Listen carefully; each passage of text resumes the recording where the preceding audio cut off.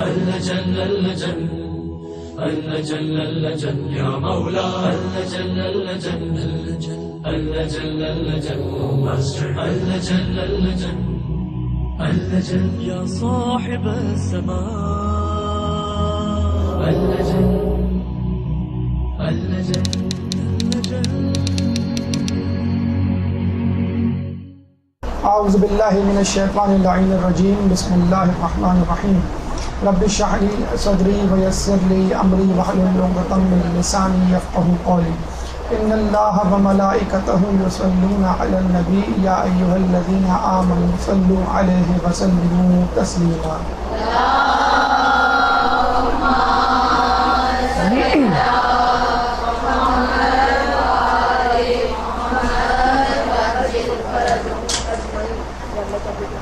کیا خدا ہے؟ اس حوالے سے ہماری گفتگو پچھلے ہفتے کو شروع ہوئی تھی اور تقریباً آدھی گفتگو ختم ہونے کے بعد اس کے دیگر مراحل آج انشاءاللہ آپ کے سامنے پیش کرنے ہیں.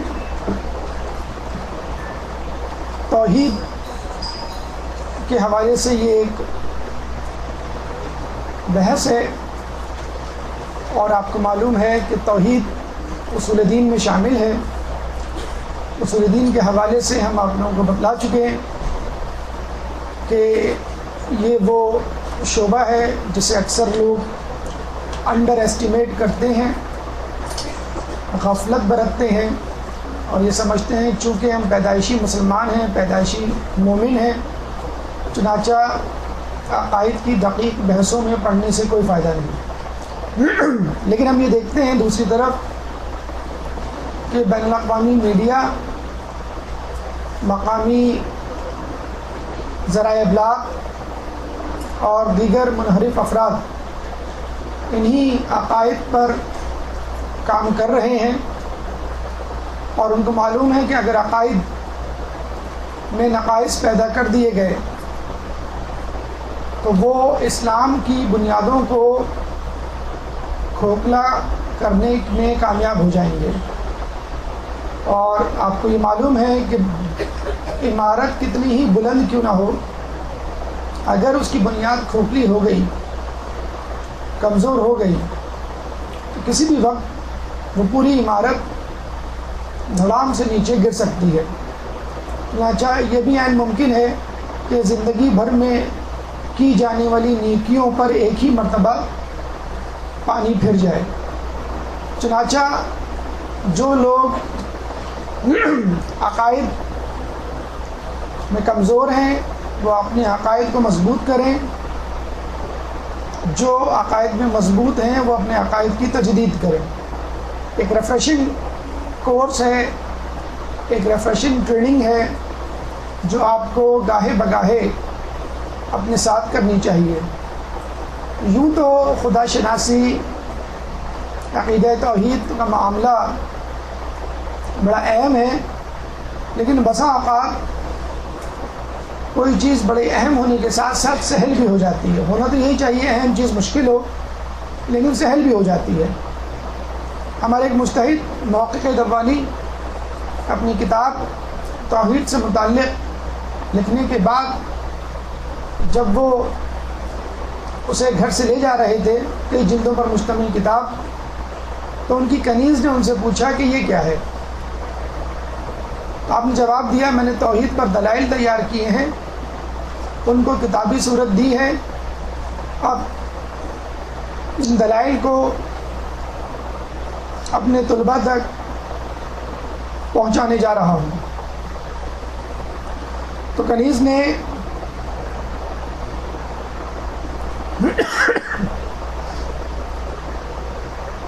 بڑی حیرانگی سے سورہ ابراہیم کی آیت نمبر 10 تلاوت کی اور کہا کیا تمہیں اللہ کے بارے میں بھی شک ہے جو زمین و آسمان کا پیدا کرنے والا ہے؟ بس فقط ایک سادہ سی دلیل قرآن کی ایک آیت کافی ہے توحید کو ماننے اور جاننے کے لیے. آپ یہ کہہ سکتے ہیں کہ تحقیق توحید ہماری گٹھی میں پڑا ہوا ہے. معرفت الہی ہماری فطرت میں ہے، لیکن چونکہ نفس پرست انسان استعمار طاغوت اپنا پورا زور لگا رہا ہے کہ ہمارے عقائد پر چوٹ کرے، ان کو کمزور کرے، چنانچہ کتابوں کا، ویب سائٹس کا، ٹی وی پروگرامات کی ایک بھرمار ہے، ایک سیلاب ہے جو عقائد کے خلاف کام کر رہے ہیں۔ اور ظاہر سی بات ہے اگر ہم نہیں تو ہماری نوجوان نسل، کمزور العقیدہ ایمان کے حامل افراد اس سیلاب میں بہہ سکتے ہیں۔ چنانچہ اپنے لیے نہیں تو ان لوگوں کے لیے جو عقائد سے متعلق دلیل مانگتے ہیں، تیاری کیجئے، مطالعہ کیجئے، ازبر کیجئے، سمجھیے ان دلیلوں کو جو آپ کو بطور رد دلائل، بطور جواب دینا ہے اپنے مخالفین کو۔ تو آپ یوں کہہ سکتے ہیں تفصیل در حقیقت کمزور ایمان والوں کے لیے ہے، جن کا ایمان مضبوط ہے ان کو خدا کی معرفت کی، وجود کی دلیل کی کوئی ضرورت نہیں۔ مراحل سخن جو ہم نے طے کیے تھے، سب سے پہلا مرحلہ پچھلے درس میں جہاں بینی کے حوالے سے کہ انسان جب اس دنیا میں آتا ہے تو اپنے آس پاس کو ماحول، اپنے آس پاس کے ماحول کو دیکھ کر سوچتا ہے، سمجھتا ہے، کیوں کہ اسے اس تعلق کو سمجھنا ہے جو اس کے اور کائنات کے درمیان ہے، اور اس تعلق کو سمجھنے کے بعد اپنے دستور حیات کا تعین کرنا ہے کہ میری زندگی کی ترجیحات کیا ہوں گی، حلال و حرام کیا ہوگا، ممنوعات و مرغوبات کیا ہوں گی، ڈوز اینڈ ڈونٹس کیا ہوں گے۔ اس کے بعد انکار خدا کرنے والوں کے پس منظر پر روشنی ڈالی گئی، وجوہات تلاش کی گئی کہ کہیں دال میں کچھ کالا تو نہیں، یعنی انکار خدا کی کوئی اور وجہ تو نہیں، دنیا جانے کا خوف یا دنیا حاصل کرنے کی لالچ کہیں اس کا سبب تو نہیں۔ اس کے بعد اقرار خدا، جو لوگ اقرار خدا کرتے ہیں، معرفت الہی رکھتے ہیں، آخرت سے قطع نظر اس دنیا میں ان کو خداوند متعال کیا کیا عطا کرتا ہے، اور توحید پر یقین رکھنے والوں کا معاشرہ کیسا ہوا کرتا ہے۔ اس کے بعد ہم نے آپ کے سامنے عقلی اور نقلی دلائل پیش کیے جس سے توحید کو سمجھنے میں، وجود باری تعالیٰ کو تفہیم کرنے میں مدد ملتی ہے۔ یہ 5 مراحل ہم پچھلی مرتبہ، پچھلے درس میں، پچھلی گفتگو اور نشست میں آپ کے سامنے پیش کر چکے۔ اب انشاءاللہ آج کی گفتگو میں مزید 5 دلائل آپ کے سامنے پیش کرنے ہیں۔ توحید حصہ دوم، یعنی کیا خدا ہے کا دوسرا حصہ ہمارے مراتب توحید کے مرحلے سے شروع ہوگا۔ ہماری گفتگو کا، آج کی گفتگو کا پہلا مرحلہ اور مجموعی گفتگو کا چھٹا مرحلہ، مراتب توحید، کہ جب انسان توحید پر یقین کر لے تو وہ کن اسٹیجز سے گزر کر توحید کا درک کرتا ہے۔ صفات ثبوتیہ، وہ صفات جو خدا میں ہونی چاہیے ہوتی ہیں،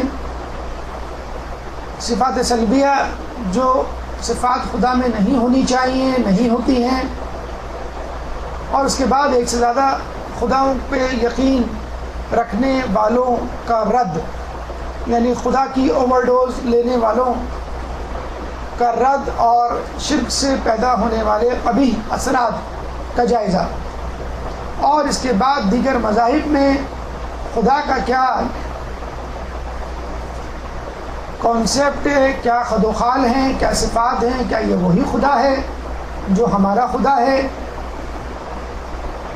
یا ان کا خدا اور ہمارا خدا مختلف ہیں، ان کا خدا اور ہمارا خدا اگر ایک ہیں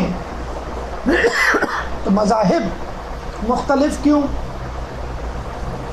اور اگر مذاہب مختلف ہیں تو خدا ایک کیوں؟ کوئی ایک چیز جھوٹی ہے، یا تو خدا نعوذ باللہ یا پھر مذاہب۔ آئیے ان مراحل پر یکے بعد دیگرے روشنی ڈالتے ہیں۔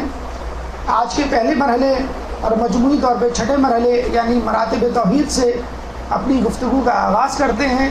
ایک مرتبہ صلوات پڑھ دیجیے۔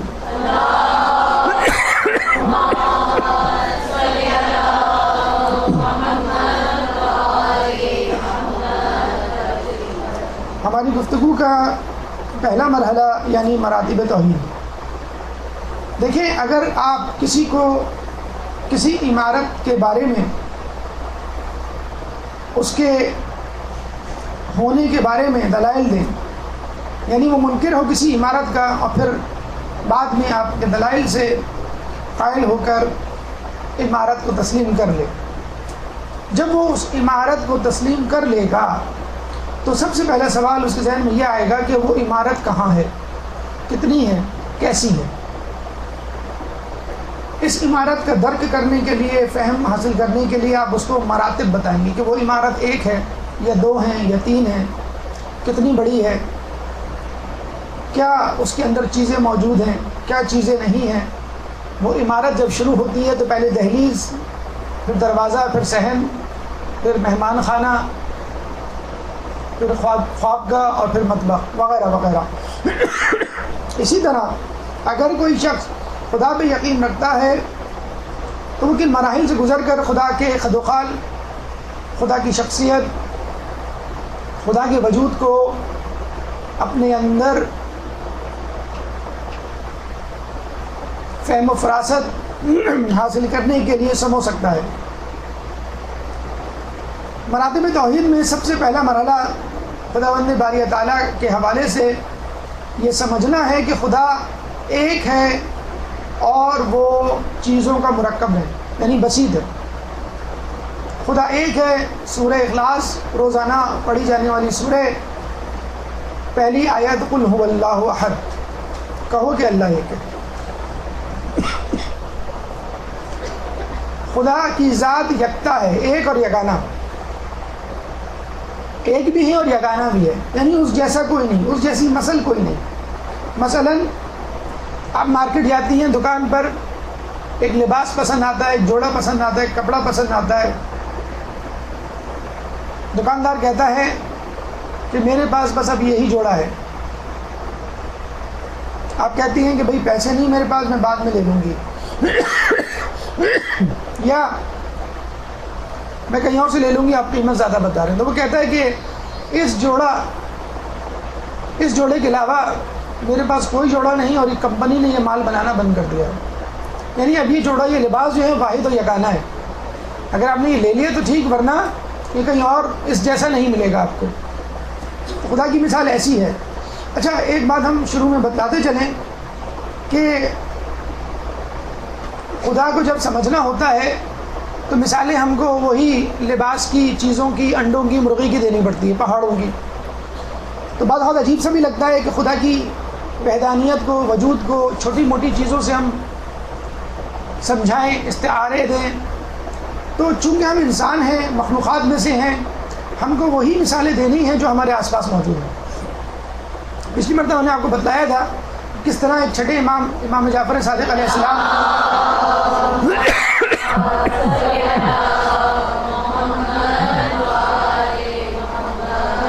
نے اپنے ایک ماننے والے کو توحید کے حوالے سے جب سمجھانا چاہا تو کس طرح انڈے کی مثال دے کر توحید کو سمجھایا۔ اللہ کی ذات یکتا ہے، یگانہ ہے، اور اس کے ساتھ بسیط ہے۔ بسیط عربی میں کہتے ہیں خالص، جیسے خالص پانی ہے۔ تو پانی بھی خالص نہیں ہوتا ہے، جو منرل واٹر آپ پیتے ہیں اس کو منرل واٹر اس لیے کہتے ہیں کہ اس میں منرلز موجود ہیں۔ پیور واٹر اگر آپ پئیں گے تو مر جائیں گے۔ تو خدا کی ذات بسیط ہے۔ وَلَمْ يَكُنْ لَهُ كُفُوًا أَحَدٌ، اس کا کوئی کفو، کوئی برابر نہیں ہے۔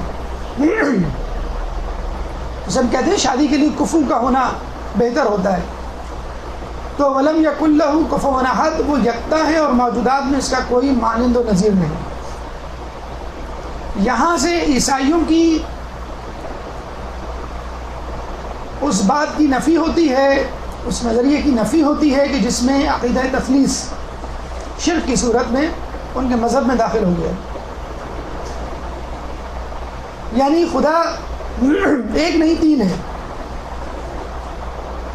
ایک نہیں دو نہیں بلکہ تین ہے۔ یہ عقیدہ غلط ہے۔ اگر تین ہوئے تو خدا مرکب ہو جائے گا، بسیط نہیں رہے گا، یگانہ نہیں رہے گا، یکتا نہیں رہے گا۔ اس کی تفصیل انشاءاللہ آگے آئے گی۔ توحید کے مراتب میں دوسرا مرحلہ توحید صفاتی، یعنی خدا صفات کا حامل ہے، لیکن ایک بات یاد رہے، جتنی صفات خدا میں موجود ہیں تمام کی تمام صفات کمالی ہیں، یعنی ہر صفت اپنے عروج پر ہے۔ خدا رازق ہے تو اس جیسا رزق دینے والا کوئی نہیں۔ خدا رحمان ہے تو اس جیسا رحم کرنے والا کوئی نہیں۔ خدا غفور ہے تو اس جیسا مغفرت کرنے والا، معاف کر دینے والا کوئی نہیں۔ خدا کے اندر جو بھی صفت ہے، دیکھنے کی، سننے کی، سمجھنے کی، کسی کام کو کرنے کی، کسی کو پکڑنے کی، سزا دینے کی، جزا دینے کی، تمام صفتیں خدا میں بدرجہ اولا، بدرجہ کمال موجود ہیں۔ اور خدا اس وقت بھی تھا جب یہ صفات نہیں تھی، یعنی یہ نہیں کہ ایک بچے کو ہم کہتے ہیں بیٹا اچھے بچے بن جاؤ، وہ اچھا بچہ بن جاتا ہے، بیٹا پڑھو، وہ پڑھ لکھ جاتا ہے، بڑا آدمی بن جاتا ہے، عالم بن جاتا ہے، علم والا بن جاتا ہے۔ لیکن یہ صفات خدا میں بعد میں پیدا نہیں ہوئی، یعنی جیسے ہم نے پہلے مثال لی تھی کہ حلوہ میٹھا ہے، مٹھائی میٹھی ہے کیونکہ اس میں چینی ہوتی ہے۔ چینی کیوں میٹھی ہے؟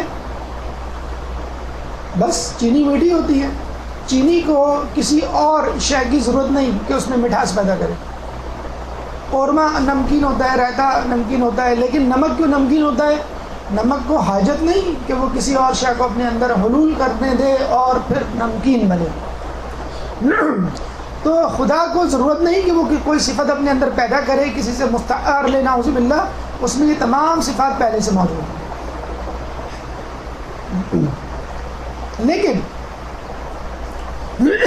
یہ بات ذہن میں رہے کہ صفات خدا کی ذات سے منسلک و مربوط ہیں، اور اگر آپ حقیقی طور پر صفات کا ادراک کرنا چاہتے ہیں تو صفات کی نفی کریں۔ بڑی عجیب بات مولا نے فرمائی کہ توحید میں کمال اخلاص یہ ہے کہ صفات کی نفی کریں، کیونکہ ہر ایک صفت اپنے موصوف سے اختلاف اور ایک موصوف صفت سے جدائی کی گواہی دیتا ہے۔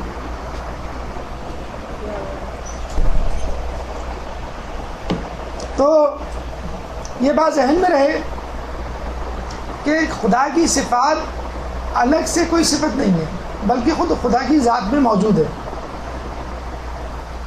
توحید افعالی، اگر خدا کی صفات ہیں تو کیا وہ ان صفات کو استعمال کرتا ہے؟ کیا خدا دنیاوی معاملات اور کائنات میں اپنی کارکردگی کا مظاہرہ کرتا ہے؟ جی ہاں، اللہ ہی وہ ہے جو ہواؤں کو چلاتا ہے تو وہ بادلوں کو اڑاتی ہیں، پھر وہ ان بادلوں کو جس طرح چاہتا ہے آسمان میں پھیلا دیتا ہے۔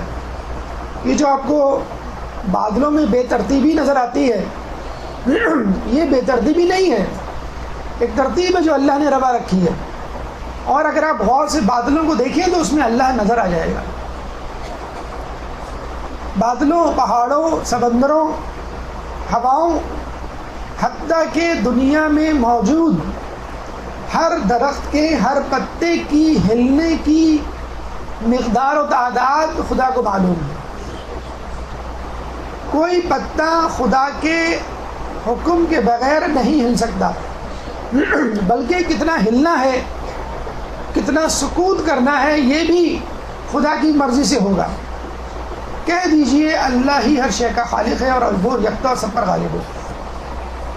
ہر چیز کا خالق ہے اور ہر چیز کا چلانے والا خدا ہے۔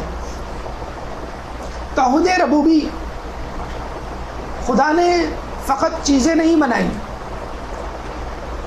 خدا نے فقط چیزوں کو، کائنات کو چلانے کا ذمہ نہیں لیا، بلکہ اس سے بھی بہتر ذمہ داری وہ نبھا رہا ہے، جو کہ ہمارے حوالے سے امپورٹنٹ ہے، اہم ہے، وہ یہ کہ وہ ربوبیت کا حامل ہے، وہ پالنے والا ہے، وہ اس کائنات میں مخلوقات کی بقا کا ضامن ہے۔ اس کی ربوبیت کی دو جہتیں ہیں، دو پہلو ہیں، دو زاویے ہیں، ربوبیت تکوینی اور ربوبیت تشریعی۔ ربوبیت تکوینی کا تعلق ہر خاص و عام سے ہے، ہر مخلوق سے ہے، ہر مسلم و غیر مسلم سے ہے، اور ربوبیت تشریعی کا تعلق بھی تمام لوگوں سے ہے، لیکن استفادہ وہ لوگ اٹھاتے ہیں جو اٹھانا چاہتے ہیں، یعنی مسلمان۔ ربوبیت تکوینی یعنی کائنات کا نظام کو چلانا۔ انسان کو پانی کی ضرورت ہے، سمندر بارش کی صورت میں پانی کا انتظام۔ انسان کو زندہ رہنے کے لیے غذا کی ضرورت ہے، تو درختوں، کھیتوں کھلیان کا انتظام، زراعت کا انتظام۔ انسان کو لباس کی ضرورت ہے، لباس کی فراہمی۔ انسان کو ٹھکانے کی ضرورت ہے، گھر کی فراہمی۔ وہ تمام چیزیں جو انسان کی بقا، بلکہ مخلوقات کی بقا، کیڑے تک کی غذا کا ذمہ دار ضامن خدا ہے۔ کافر کو بھی خدا دے رہا ہے اور ایک موحد کو بھی خدا دے رہا ہے۔ قرآن میں آیا ہے کہ اگر ہمیں یہ ڈر نہ ہوتا، اگر ایسا نہ ہوتا کہ تمام لوگ ایک طریقے پر آ جاتے، تو ہم کفار کی چھتیں اور سیڑھیاں سونے چاندی کے بنا دیتے۔ احادیث میں آیا ہے کہ اگر اللہ کو مومن کے اداس ہونے کا خدشہ نہ ہوتا تو وہ لوہے کی ایک ایسی پٹی بنا دیتا کفار کے سر کے گرد کہ کبھی ان کو سر میں درد نہ ہوتا۔ یعنی یہ جو ہم دیکھتے ہیں اور سوچتے ہیں کہ اللہ نے گناہ گاروں کو اتنا دیا، فاسقوں کو اتنا دیا، غیر مسلموں کو اتنا دیا، مسلمانوں کو کچھ نہیں دیا، یا کچھ مسلمان جو ظاہری مسلمان ہیں اندر سے منافق ہیں ان کو نواز رہا ہے، تو کیا ان کا عقیدہ صحیح ہے؟ ہم غلط ہیں؟ نہیں۔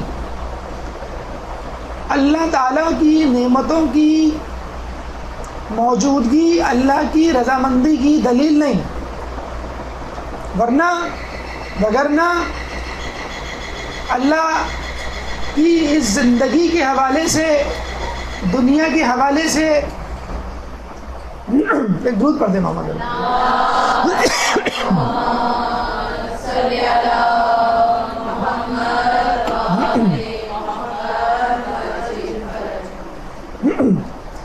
ورنہ اللہ تعالیٰ اس دنیا کو کیا سمجھتا ہے، اس کی حقیقت اللہ کے نزدیک کیا ہے۔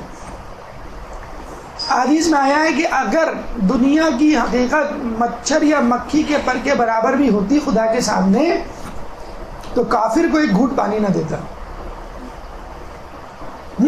تو سمجھ لیجئے کہ دنیا کی نعمتیں سب کے لیے ہیں، چاہے کوئی خدا کا منکر ہو، چاہے خدا کا موحد ہو، کیونکہ دنیا دار الامتحان ہے، نہ کہ دار الجزا۔ اور کون مردے سے زندہ اور زندہ سے مردہ کو نکالتا ہے، اور کون سارے امور کی تدبیر کرتا ہے، تو یہ سب یہی کہیں گے اللہ۔ تو آپ کہیے کہ پھر اس سے کیوں نہیں ڈرتے ہو؟ کفار بھی اس بات کے معترف تھے، اللہ پیدا کرتا ہے، اللہ مارتا ہے، لیکن اپنی حاجات غیر خدا کے پاس لے کے جاتے تھے۔ جس طرح آج کل کا انسان خدا کو تو مانتا ہے لیکن بھروسہ طاغوت پہ استعمار پہ کرتا ہے، خدا کو رازق مانتا ہے لیکن کمپنی کے مالک کو اس کی پسند ناپسند کو زیادہ اہمیت دیتا ہے۔ ربوبیت تشریعی یعنی جس طرح ہم یہ دیکھتے ہیں کہ والدین کا کام فقط یہ نہیں کہ کھلانا پلانا، لباس فراہم کرنا، چیزیں اشیاء تعیشات فراہم کرنا، گھر بار کا انتظام کرنا، پلاٹ جائیداد چھوڑ کے جانا ان کے اپنے پیچھے، دیکھا جائے تو یہی کر رہے ہیں والدین کو فکر یہی ہے کہ بچہ اپنے پیروں پہ کھڑے ہو جائے، بچی جو ہے کسی اچھے گھرانے میں بھی آئی جائے، بچوں کے پاس کوئی چیز ایسی نہ ہو کہ جو کسی سے کمتر ہو، تمام چیزیں جو دیگر بچوں کے پاس موجود ہیں وہ ہمارے بچوں کے پاس بھی ہونی چاہیے۔ ہاں اگر فکر نہیں ہے والدین کو تو فقط دین کی فکر نہیں ہے، بچے کو اچھے سے اچھے اسکول میں بھجوانا ہے، زیادہ سے زیادہ بھاری فیسیں ادا کرنی ہے، اچھا لباس پہنانا ہے، لیکن بچے کی وضو نماز، بچے کی تعلیم و تربیت اور دینی تعلیم کی طرف کوئی توجہ نہیں۔ لیکن اللہ تعالیٰ لوگوں سے پہلے لوگوں کے مربی، لوگوں کے رہنما کو پیدا کر رہا ہے۔ ہم نے کسی رسول کو بھی نہیں بھیجا ہے مگر صرف اس لیے کہ حکم خدا سے اس کی اطاعت کی جائے، سورہ نساء آیت نمبر 64۔ اور جو بھی ہمارے نازل کیے ہوئے قانون کے مطابق فیصلہ نہ کرے گا وہ سب کافر شمار ہوں گے۔ یعنی اللہ تعالیٰ نے فقط کائنات کھیل تماشے کے لیے نہیں بنائی، اللہ تعالیٰ نے کائنات کو، دنیا کو اپنے امتحان کے لیے، اپنی معرفت کے لیے بنایا تاکہ انسان اللہ کی نعمتوں سے استفادہ حاصل کر کے خدا کی عبادت میں مصروف ہو جائے، اس کی اطاعت میں مصروف ہو جائے۔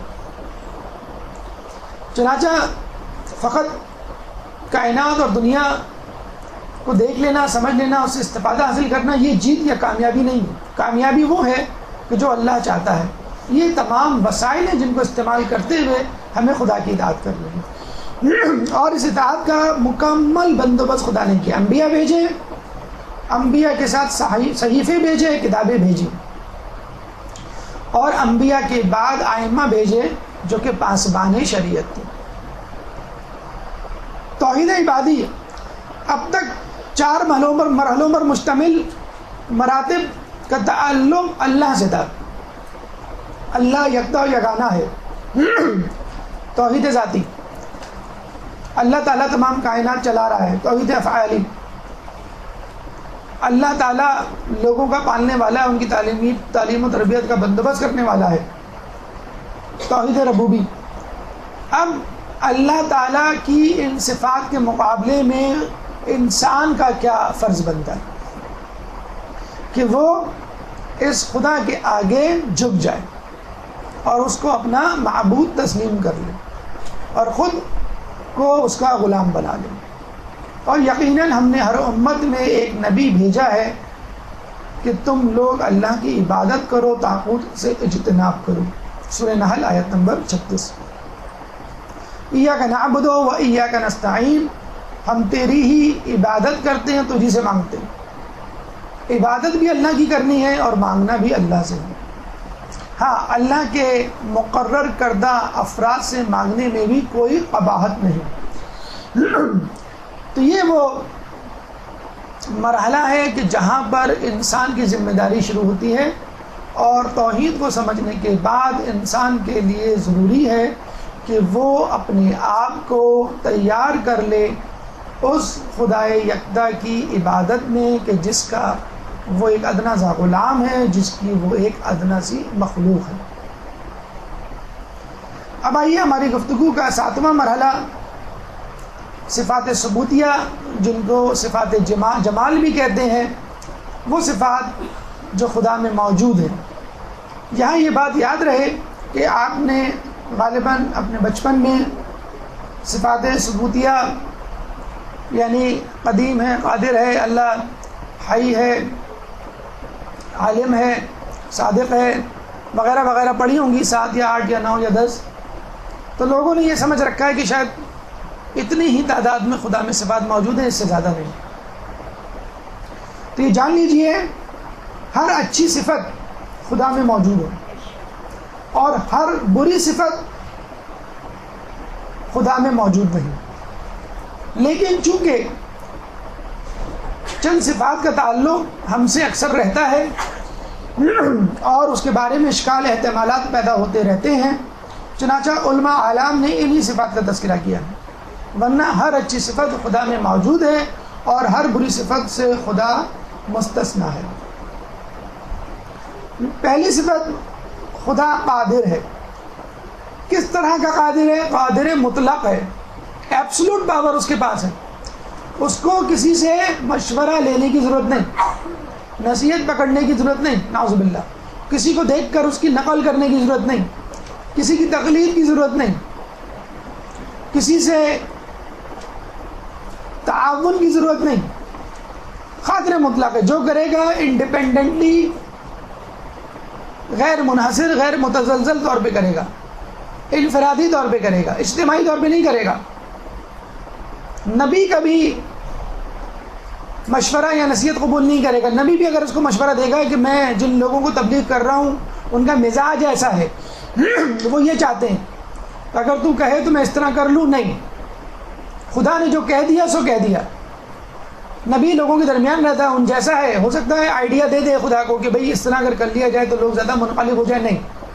نبی کا مشورہ بھی خدا کو قبول نہیں. جو سب سے قریب ترین، اکثر ماں باپ پوچھتے ہیں بچے سے، بیٹا کیا لوگے، امتحان میں تم پاس ہو گئے، کیا گفٹ لوگے، اور پھر اس کی پسند کا گفٹ دے دیتے. کیوں؟ ماں باپ کہتے ہیں کہ بھئی کھلونا ہے، گفٹ ہے، بچے کو استعمال کرنا ہے، تو بہتر یہ کہ ہم خود بچے سے پوچھ لیں. نہیں، خدا اپنی مخلوق کو والدین کی بنسبت زیادہ جانتا ہے، بہت اچھا جانتا ہے. والدین سے بھول چوک ہو جاتی ہے. کمپیوٹر لا کے دے دیا بچے کو، بچہ پاس ہوا ہے، لیکن اس کا مس یوز نہیں بتلایا. اس کو موبائل دے دیا، اس کا مس یوز بچے کو نہیں بتلایا، نہ دھیان گیا اس طرف کہ بچہ کمپیوٹر کو، موبائل کو غلط استعمال میں لا سکتا ہے، اور پتہ چلا کہ بچہ بگڑ گیا. امی ہمیں فلاں کے ساتھ جانا ہے، چلیں ٹھیک ہے جاؤ بیٹا. ہمیں وہاں اسٹے کرنا ہے، ٹھیک ہے جاؤ بیٹا اسٹے کر لو. وہاں کن لوگوں سے مل رہا ہے، کیا کر رہا ہے، ماں باپ کو نہیں معلوم. چونکہ بچے کی خواہش تھی اس لیے جانے کی اجازت دے دی. نہیں، اللہ سے یہ بھول چوک نہیں ہو سکتی.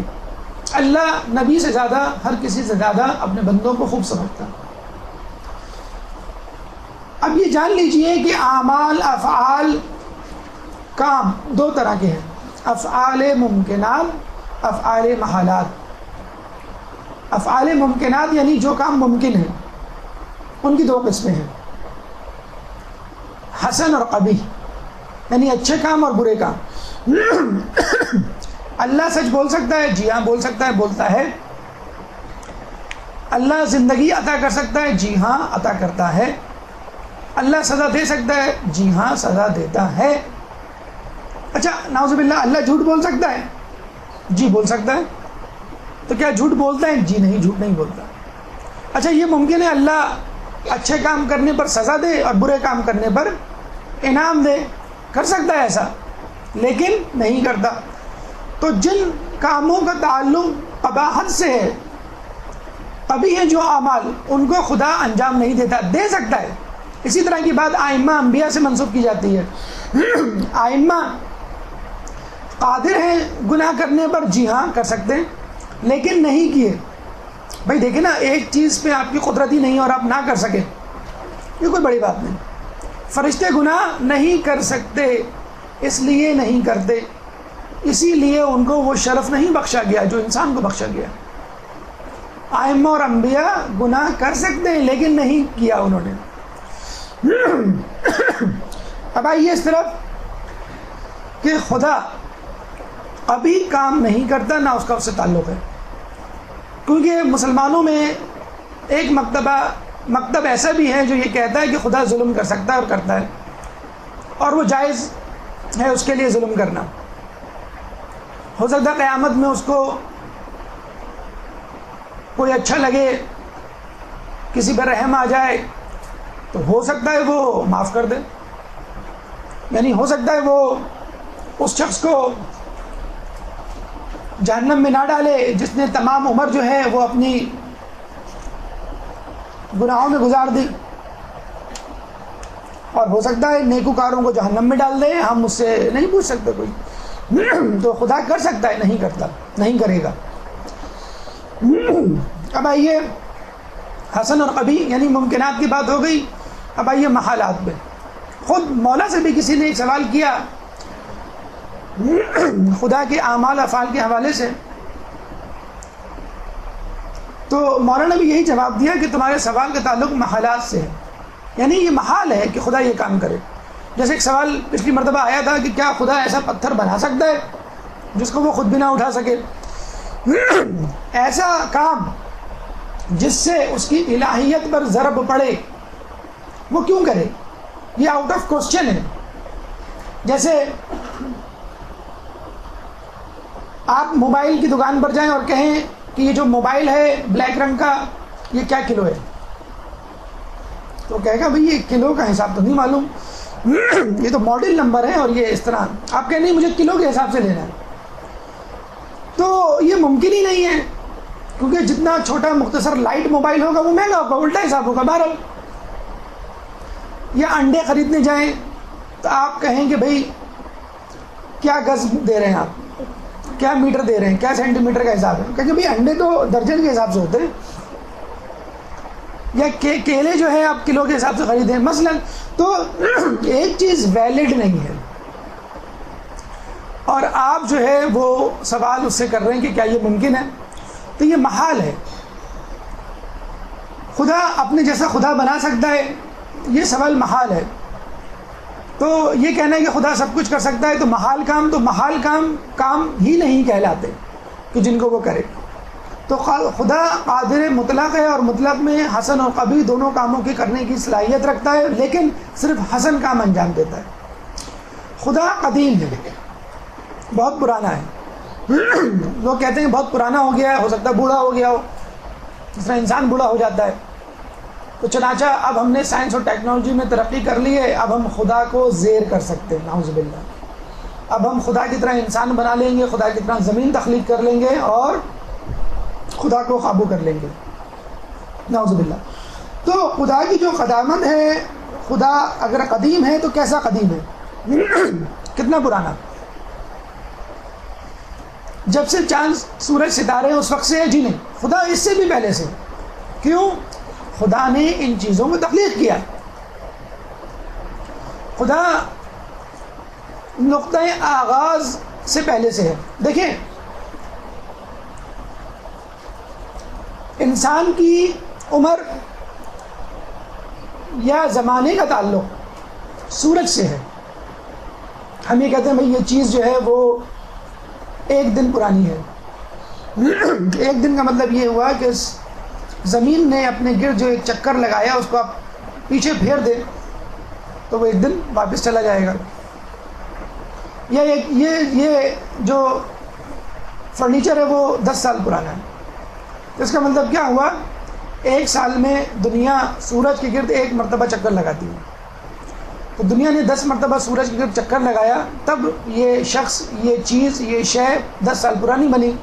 اگر آپ سورج کو نکال دیں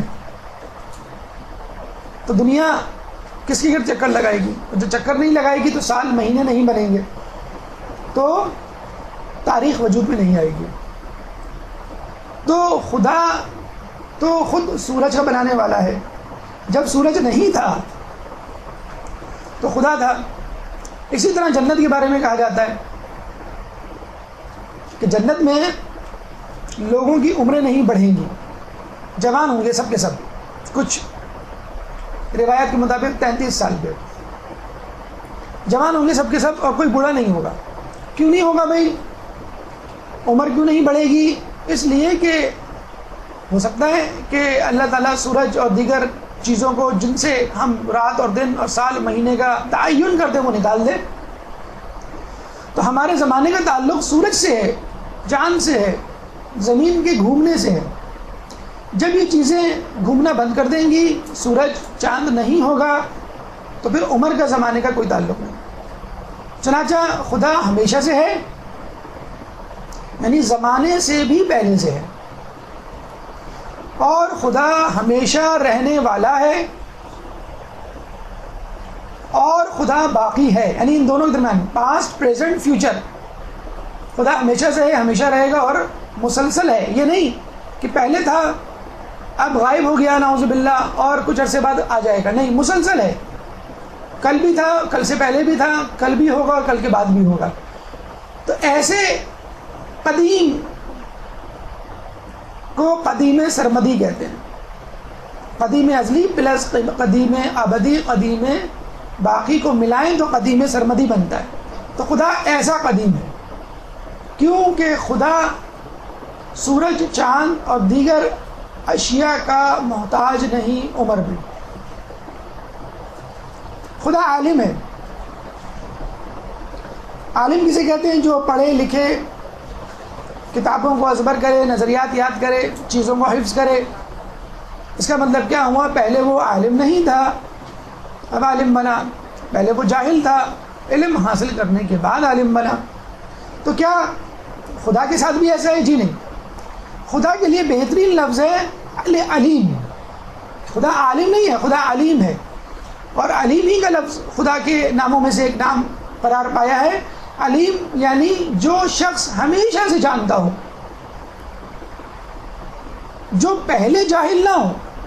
کیونکہ جو پہلے جاہل ہوتا ہے پڑھ لکھ کے وہ عالم بنتا ہے. عالم پہلے جاہل تھا. ہم جب پیدا ہوتے ہیں تو جاہل ہوتے ہیں، آہستہ آہستہ سیکھتے ہیں، علم حاصل کرتے ہیں، پھر عالم بنتے ہیں. اور اگر علم بہت زیادہ حاصل کر لیں تو صفت مبالغہ یعنی علامہ بن جاتا ہے آدمی. عالم کے اندر اگر علم زیادہ ہو کسی بھی چیز میں تو عربی میں الف اور تشدید اس پہ لگا دی جاتی ہے. زارب سے زرابہ، صرافہ. اسی طرح عالم سے علامہ. تو اللہ عالم و علیم نہیں، عالم و علامہ نہیں، بلکہ علیم ہے، ہمیشہ سے جانتا ہے اور سب کچھ جانتا ہے. نمبر ایک. نمبر دو، خدا نہ صرف کلیات بلکہ جزیات کو بھی جانتا ہے. مطلب آپ کسی دکاندار سے یہ پوچھیں کہ آپ نے کتنی چیزیں خریدی تھی مہینے پر، دودھ کے کتنے کارٹن خریدے تھے؟ وہ کہے گا بھائی میں نے 60 کارٹن خریدے تھے. اب کتنے موجود ہیں دکان پر؟ کتنے؟ ابھی تو میں گن کے بتاؤں گا کتنے موجود ہیں. تو اس کا مطلب ہے انسان اپنے علم میں تغیر کا حساب بعض اوقات نہیں رکھتا. کسی چیز میں کمی آ جائے تو نہیں پتہ چلتا.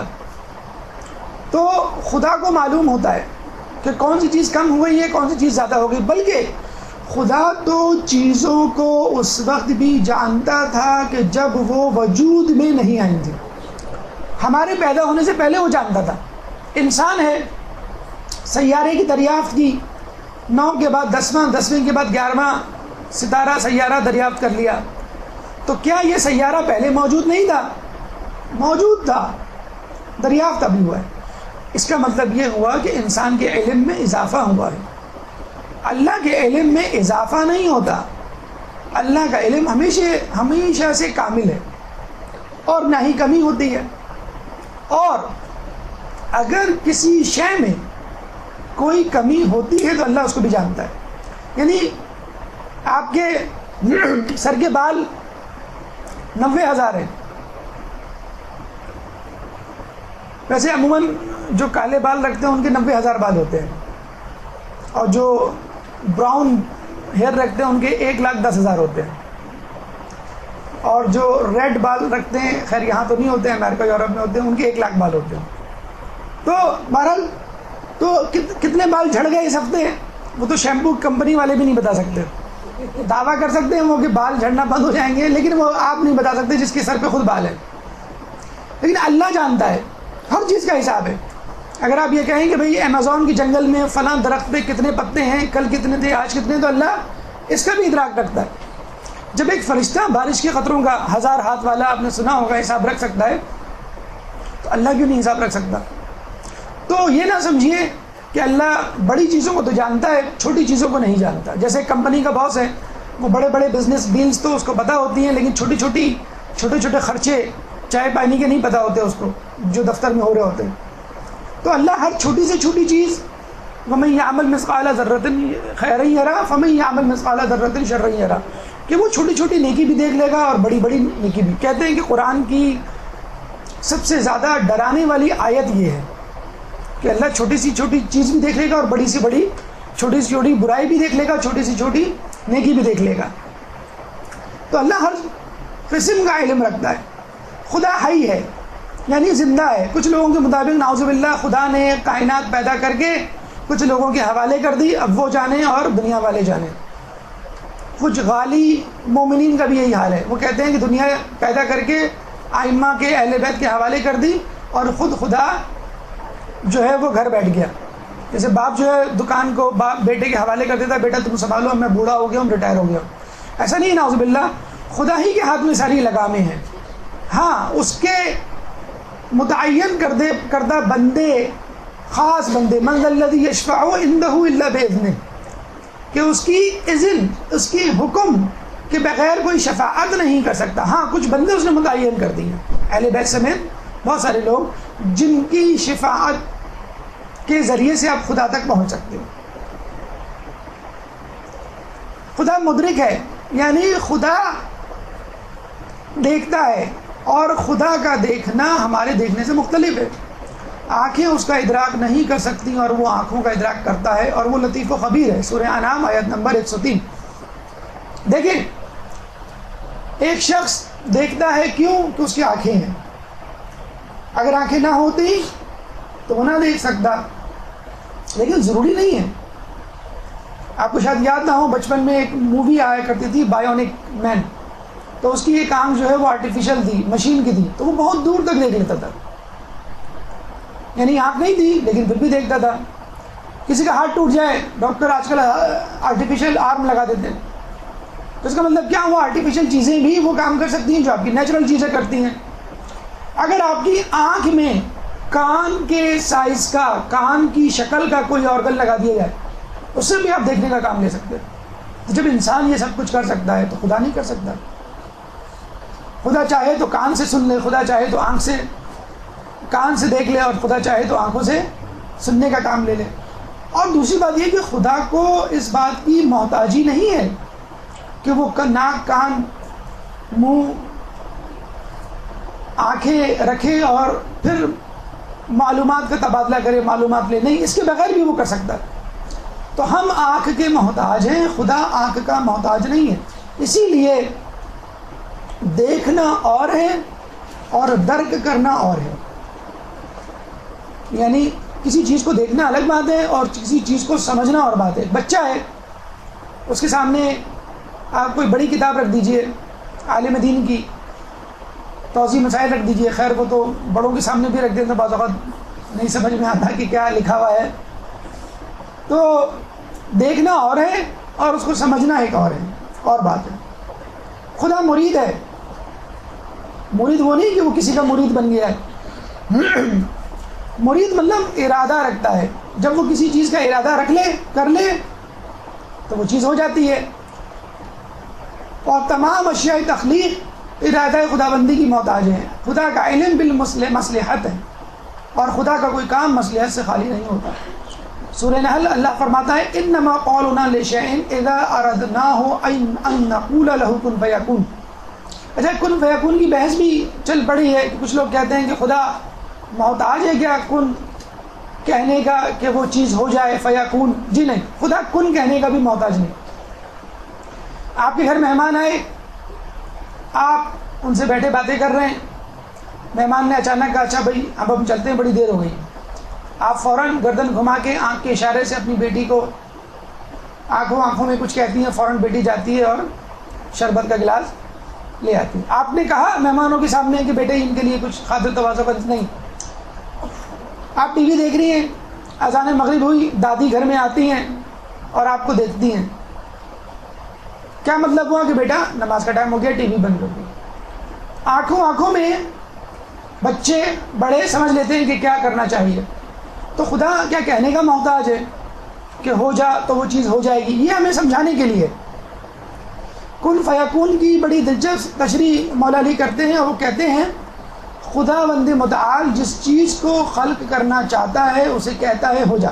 اور وہ چیز وجود میں آ جاتی ہے، لیکن اس کا کہنا اونچی آواز میں اور کان سے سنے جانے والی آواز کی صورت میں نہیں ہوتا، بلکہ خدا کا کلام اس کا فعل ہے۔ دوبارہ پڑھیے اس کو، دوبارہ سمجھیے، خدا کا کلام اس کا فعل ہے کہ موجود کو عدم سے وجود میں لاتا اور اسے تحقق بخشتا ہے۔ یعنی جب کوئی کام ہو جاتا ہے تو اس کا مطلب ہے خدا نے کہہ دیا، جبھی تو وہ ہوا، تو اس کا کہنا ہی کرنا ہے، اس کا کرنا ہی کہنا ہے۔ خدا متکلم ہے، کلام کر سکتا ہے۔ کیوں؟ خدا نے موسیٰ علیہ السلام سے کلام کیا، اللہ نے موسیٰ سے کلام کیا، سورہ نساء آیت نمبر 164۔ لیکن پھر وہی بات، جس طرح خدا دیکھنے میں محتاج نہیں آنکھوں کا، اسی طرح خدا بولنے میں محتاج نہیں زبان کا۔ ہاں، خدا کے کلام کے جو 3 طریقے ہم تک پہنچے ہیں قرآن کی آیات کی صورت میں، وہ یہ کہ خدا 3 طریقے سے کلام کر سکتا ہے، اور کسی انسان کے لیے بات ممکن نہیں کہ اللہ سے کلام کرے مگر یہ کہ وحی کر دے، یا پس پردہ سے بات کرے، یا کوئی نمائندہ فرشتہ بھیجو۔ وحی کر سکتا ہے نبی کے قلب پر، یا پردے کے پیچھے سے آڑ سے کلام کر سکتا ہے، جیسے موسیٰ علیہ السلام سے کلام کیا درخت میں آواز پیدا کر کے، یا کوئی فرشتہ یعنی جبرائیل علیہ السلام کو بھیج سکتا ہے اپنی بات پہنچانے کے لیے۔ اور خدا کلام کا محتاج نہیں، کلام کے لیے کسی اعضاء کا محتاج نہیں۔ سورہ کہف میں اللہ فرماتا ہے، آپ کہہ دیجئے کہ اگر میرے پروردگار کے کلمات کے لیے سمندر بھی روشنائی بن جائے تو کلمات رب ختم ہونے سے پہلے ہی سمندر ختم ہو جائے گا۔ جیسے کلمات خدا کے کاموں کو بھی کہتے ہیں۔ اب بڑی دلچسپ یہ بات خدا نے ہم تک کنوے کی ہے۔ ہم لوگ کہتے ہیں اکثر انگلش میں actions are louder than words, کہ انسان کی بات نہیں، انسان کے عمل اس کو ثابت کرتے ہیں کہ وہ اچھا ہے کہ نہیں۔ اکثر آپ کہتی ہیں امی اب میں اچھی بچی بن کے دکھاؤں گی، کھانا وقت پہ پکاؤں گی، گھر کی صفائی بھی وقت پہ ہوگی، اور اپنے اسکول میں اچھے مارکس لاؤں گی، تو امی کیا کہتی ہیں؟ بیٹا یہ باتیں تم پہلے بھی کر چکی ہو، کر کے دکھاؤ تو مانے۔ یہ 1000 مرتبہ تم کہہ چکی ہو، اور 1000 مرتبہ جو ہے پھر وہی مرغی کی ایک ٹانگ۔ تو ایکشنز، اور یہ کہا بھی جاتا ہے کہ آپ اپنے آپ کو عمل کے ذریعے ثابت کریں، قول سے ثابت نہ کریں۔ تو خدا کا جو کام ہے، کارکردگی ہے، ایفیشنسی ہے، نعوذ باللہ اگر اس کو کہا جائے، خدا نے جو تخلیقات کی ہیں وہ اس کے کلمات کا منہ بولتا ثبوت ہے۔ خدا کو بولنے کی ضرورت نہیں ہے میں نے کیا کیا بنایا۔ خدا صادق ہے، کونوا مع الصادقین کے مصداق جب اس کے بھیجے ہوئے لوگ صادق ہیں، امین و صادق ہیں، تو خدا خود کیوں نہیں صادق ہوگا؟ اور نعوذ باللہ خدا صادق نہ ہوتا تو اس کے انبیاء، اس کی کتابیں، قیامت، ہر نظریہ، ہر بات جھوٹی ثابت ہو جاتی۔ ہاں، عقیدہ بدا یعنی خدا اپنے فیصلے میں تغیر و تبدل مؤخر کرنے کا اختیار رکھتا ہے۔ اس کو موسیٰ علیہ السلام کو 30 دن کے لیے بلایا اور پھر 40 دن تک روک لیا، لیکن اس سے اس کے عمل کی یا قول کی نفی نہیں ہوئی۔ آپ اکثر کہتے ہیں کہ بیٹا بھائی آئیے کبھی ہمارے گھر، صبح سے آئیے، کیا آپ کھڑے کھڑے آتے ہیں، کھڑے کھڑے چلے جاتے ہیں؟ پورا دن رہیے، اسٹے کیجیے، صبح سے آ جاتے ہیں اپنے بچوں کے ساتھ، دوپہر میں آپ کو یاد آتا ہے کہ مجھے فلاں کیا جانا تھا، معذرت، اگر آپ چاہیں تو رہ لیں، کوئی مسئلہ نہیں، آپ کا اپنا گھر ہے۔ تو وہ سمجھ جاتے ہیں کہ ان کا قول اور فعل کیا ہے۔ لیکن اگر کوئی آئے اور آپ اس کو کہیں کبھی آئیے صبح سے شام تک رہیے، اور وہ رہے، آپ اس سے کہیں نہیں آپ 1 دن اور رہیے، ہمارے بچے آپ کے بچوں سے مل کے بڑے خوش ہیں، 1 دن بڑھا دیں آپ، تو یہ آپ نے اپنی محبت کی تصدیق کی، اپنے کلام کی مزید توثیق کی۔ جیسے آپ جاتے ہیں نا کھانا کھانے ہوٹل میں، ٹپ وہ بل دیا، بل کے بعد ٹپ بھی دے دی، یہ نہیں ہوا کہ آپ نے پیسے دیے اس میں سے پھر 10 کا نوٹ نکال کے رکھ لیا۔ یہ جو آپ پیسے واپس لیں گے یہ نفی ہے آپ کی ادائیگی کی، لیکن زیادہ دینا یہ نفی نہیں ہے۔ یا کسی مصلحت کے تحت بریانی میں بعض اوقات کچھ نکل آتا ہے تو ظاہر سی بات ہے اس کو بھی روادار نہیں کہ وہ لے، اور آپ کو بھی روادار نہیں، آپ کا بھی جی نہیں چاہتا وغیرہ وغیرہ. تو خدا صادق ہے لیکن عقیدہ بدع اس سے مختلف ہے. اب آئیے صفات سلبیہ، یعنی وہ صفات جو خدا میں نہیں پائی جا سکتی اور نہیں پائی جاتی. اس سے پہلے ایک درود پڑھ دیجیے محمد والے محمد.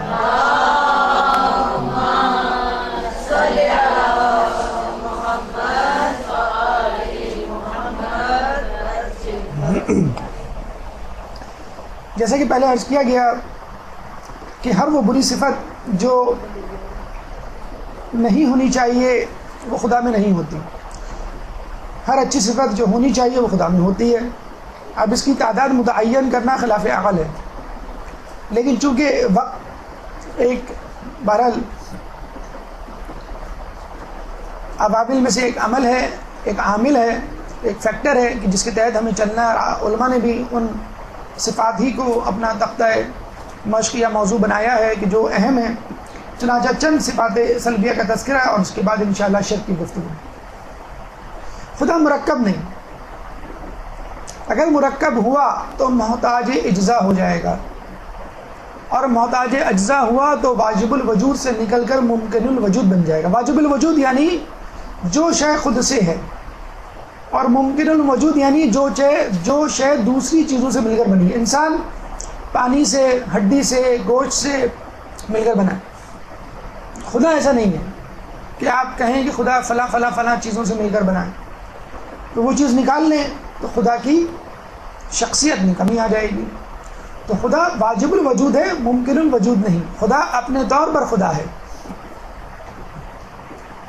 خدا جسم نہیں. لیکن اگر کسی کے دل میں یہ خیال آتا ہے تو جائز خیال آتا ہے، کیونکہ قرآن کی آیت کہتی ہے ید اللہ فوق ایدیہم، اور ان کے ہاتھوں کے اوپر اللہ ہی کا ہاتھ ہے. تو کچھ سادہ لوگ انسان سمجھتے ہیں اللہ کا ہاتھ ہے. اب پتنی کتنے ہاتھ ہیں؟ ایک ہاتھ ہے کہ دو ہاتھ ہیں؟ اور پھر اللہ جو ہے لیفٹی ہے کہ رائٹی ہے، کس ہاتھ سے کام کرتا ہے؟ عجیب و غریب لوگوں نے اپنے ذہنوں میں، کیونکہ خدا قرآن میں یہ کہتا ہے.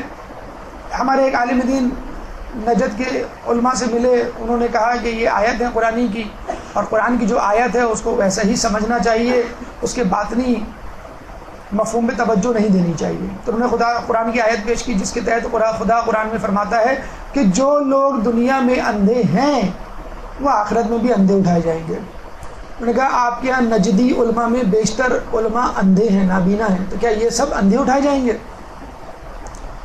اندھے ہونے کا مطلب یہ ہے کہ جو حق کو نہیں مانتے جان بوجھ کر، ان کو اندھا کہا گیا. صم بکم عمی فہم لا یرجعون، کہ اندھے گونگے بہرے ہیں، تو حقیقت میں کیا وہ تھے؟ نہیں، لیکن نہیں مانتے تھے کسی سبب، نفس پرستی کے سبب. تو اگر خدا جسم رکھتا ہے تو یقیناً وہ جسم جگہ گھیرے گا. کوئی شخص کرسی پہ بیٹھا ہے تو وہ کرسی آکوپائڈ ہے، اب اس میں کچھ نہیں رکھ سکتے آپ، تو اس کا مطلب ہے وہ شخص مکان رکھتا ہے، جگہ رکھتا ہے کہ بھی یہاں پر ہے. تو خدا مکان نہیں رکھتا. ہم نہیں کہہ سکتے خدا فلاں جگہ بیٹھا ہوا ہے. تو خدا جسم نہیں، خدا مادہ نہیں، کیونکہ مادہ فنا ہو جاتا ہے. سائنسدان بھی یہ کہتے ہیں فزکس کے کہ میٹر تو ڈسٹرائے ہو سکتا ہے لیکن انرجی ڈسٹرائے نہیں ہوتی، can be change into different forms. تو خدا مٹیریل نہیں ہے، میٹر نہیں ہے، مادہ نہیں ہے. اور اگر خدا مادہ بن جائے تو پھر یقیناً وہ کسی چیز کا مرکب ہوگا.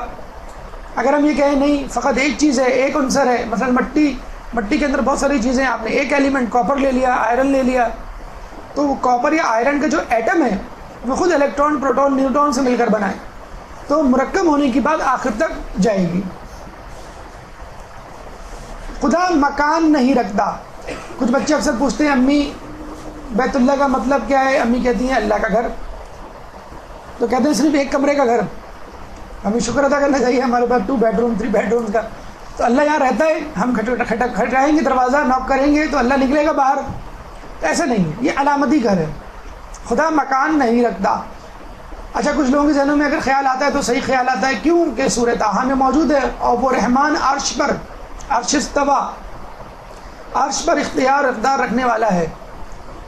تو یہاں عرش کا مطلب یہ نہیں ہے کہ کوئی تخت ہے، کوئی آسمان ہے، کوئی جگہ ہے جہاں پر خدا بیٹھا ہوا ہے اور نیچے جھانک کے دیکھ رہا ہے کہ کون کیا کر رہا ہے. ایسا نہیں ہے. صرف مفہوم کو سمجھانے کے لیے عرش چونکہ ایک بلندی کی جگہ ہے، تو بلندی کی جگہ سے جیسے ہم کہتے ہیں نا ابھی ہم تمہیں دیکھ رہے ہیں،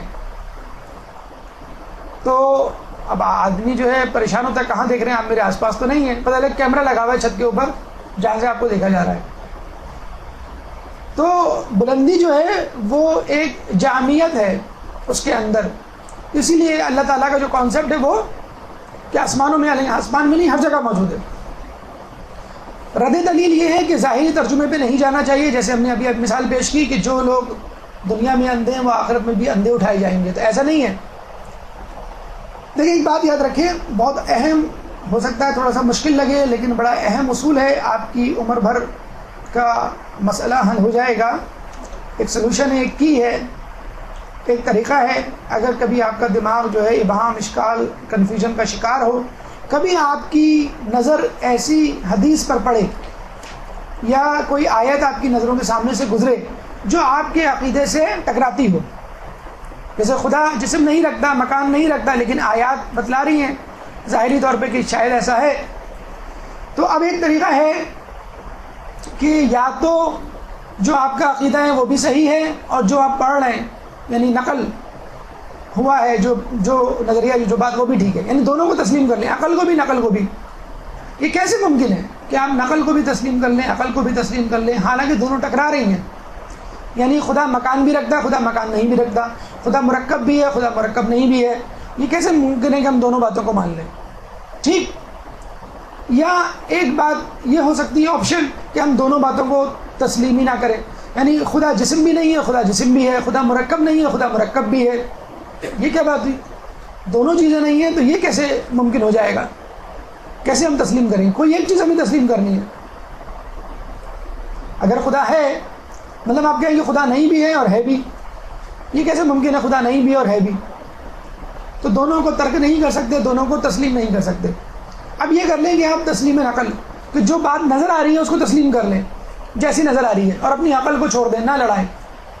یہ ہے نظریہ زیادہ تر حنبلی فرقے کے حامل افراد کا، نجدی علماء کا، کہ وہ لوگ ظاہری بات کو تسلیم کر لیتے ہیں اور عقل نہیں لڑاتے. ویسے قیاس کریں گے جیسے شیطان نے قیاس کیا، ویسے قیاس کرنے میں ماہر ہیں آپ، لیکن قرآن کی اس آیت میں عقل نہیں لڑا رہے جو کہ بظاہر آپ کے عقیدے سے خلاف جا رہی ہے. اب ہمیں کیا کرنا ہے؟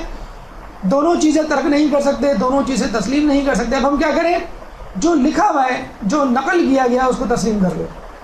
تو بھائی جو لکھا ہوا ہے اس کو پڑھنے کے لیے، سمجھنے کے لیے آپ نے اپنی عقل استعمال کی، تو اس کا مطلب ہے عقل نقل پر حاوی ہے.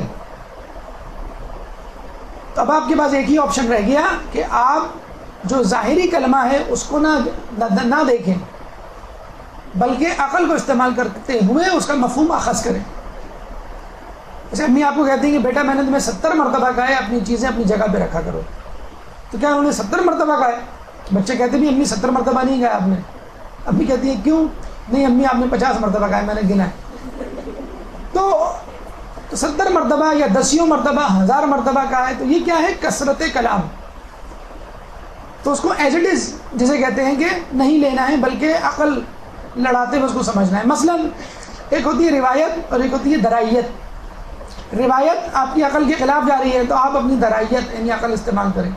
اسی لیے ہمارے یہاں درائیت روایت پر مقدم ہے اور عقل نقل پر حاوی ہے. خدا کے لیے لذت و علم نہیں. کیوں؟ جو چیز آپ کی طبیعت کے موافق ہے وہ آپ کو اچھی لگتی ہے، اور جو نا موافق ہوتی ہے، منافی ہوتی ہے، وہ آپ کو اچھی لگتی ہے. آپ کا گلا خراب رہتا ہے آپ ٹھنڈے پانی سے جتنا آپ کرتے ہیں. آپ کو الرجی ہوتی ہے، آپ ایسی چیزیں نہیں کھاتے، ایسی جگہ نہیں جاتے جہاں پہ الرجی والی چیزیں موجود ہوں. آپ کو گرمی بہت لگتی ہے، اے سی کے بغیر آپ کا گزارا نہیں، تو آپ کمفرٹیبل فیل نہیں کرتے ایسی جگہ، آپ کا موڈ آف رہتا ہے. صبح جلدی اٹھ گئے، نیند پوری نہیں ہوئی، پورے دن آپ کا موڈ آف رہا ہے. گھر گئے مدرسے سے تھکی آ رہے تو پتہ چلا دسترخوان پر تحری یا کھچڑی منہ چڑھا رہی ہے، تو آپ سوچتے ہوئے کچھ اور گئے تھے، رستے میں کسی اور کی خوشبو آپ کی ناک میں گئی تھی اور دسترخوان پر کھچڑی رکھی ہوئی ہے. تو آپ کی طبیعت کے ناموافق کوئی بات ہوئی, آپ کا موڈ آف ہو جاتا ہے, اور کچھ دیکھ کر, یا ہو سکتا ہے پورے دن تک, مردوں کا تو ماشاءاللہ اس معاملے میں مزاج بہت ہی خراب ہے کہ اگر ایک موڈ آف ہو گیا ان کا تو پورے دن موڈ آف رہتا ہے. تو امی اور بچے انتظار کرتے ہیں کہ کب بابا جو ہے ہنسیں مسکرائیں, تو ان سے اپنی دل کی بات کریں کہ بابا چلیں کہیں پارک گھومنے چلتے ہیں, یا شاپنگ پہ چلتے ہیں, یا نانی کے چلتے ہیں, وغیرہ وغیرہ. تو اللہ جو ہے نا وہ موڈ کا عادی نہیں ہے کہ اللہ کا موڈ ہے چلو یہ کر لیں, اللہ کا موڈ ہے چلو بارش برسا دیں, اللہ کا موڈ ہو رہا ہے تو پکوڑے پکوا دیں, بارش کروا کے, وغیرہ وغیرہ. تو اللہ کے موڈ پہ نہیں ہے. بس اللہ نے نظام بنایا, اس پہ ہمیں چلنا ہے اور اس کو ہی کرنا ہے. ہاں خدا کی رضامندی, خدا کی خوشنودی اور خدا کا غضب, لیکن اس کو آپ موڈ نہیں کہیں گے. آپ نے ایک اصول بنایا ہے کہ بھائی گھر میں صفائی ستھرائی ہونی چاہیے. اگر کوئی صفائی ستھرائی نہیں کرتا آپ ناراض ہوں گے, لیکن اس کو آپ یہ نہیں کہیں گے میرا موڈ جو ہے وہ صفائی کا ہو رہا ہے یا صفائی کا نہیں ہو رہا ہے. محل حوادث نہیں. بگ بینگ تھیوری آپ نے سنی ہوگی, جو کائنات کے لیے, دنیا کے لیے سائنسدانوں نے تخلیق کی ہے, کہ ایک دھماکہ ہوا تو دھماکے کے نتیجے میں دنیا بنی. یعنی ٹکڑے ہوئے کسی بہت بڑے مادے کے, تو کوئی مریخ بنا, کوئی دنیا بنا. اس دل کے ٹکڑے ہزار ہوئے, کوئی یہاں گرا کوئی وہاں گرا. تو اس کائنات کے ٹکڑے ہزار ہوئے, کوئی دنیا بنا, کوئی مریخ بنا, کوئی چاند بنا.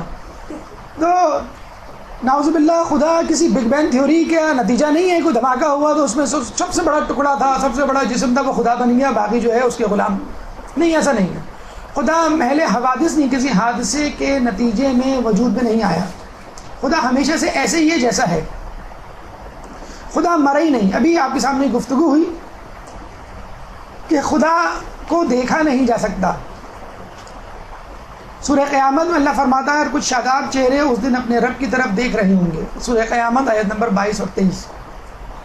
آپ یہ آیت لے کر سمجھ سکتے ہیں, دل میں یہ احتمال آ سکتا ہے کہ ہو سکتا ہے خدا کو ہم دیکھتے ہوں گے. لیکن خدا یہ آیت بھی تو کہہ رہا ہے لن ترانی. موسیٰ علیہ السلام نے جب کہا تھا میں تجھے دیکھنا چاہتا ہوں, تو اللہ نے کیا کہا, لن ترانی. عربی میں لفظ لم پاسٹ ٹینس نیگیٹو کے لیے آتا ہے. تم نے مجھے نہیں دیکھا, لم ترانی. لما ترانی اگر خدا کہتا تو یہ پریزنٹ پرفیکٹ کنٹینیوس کے لیے آتا ہے کہ اب تک تم نے مجھے نہیں دیکھا.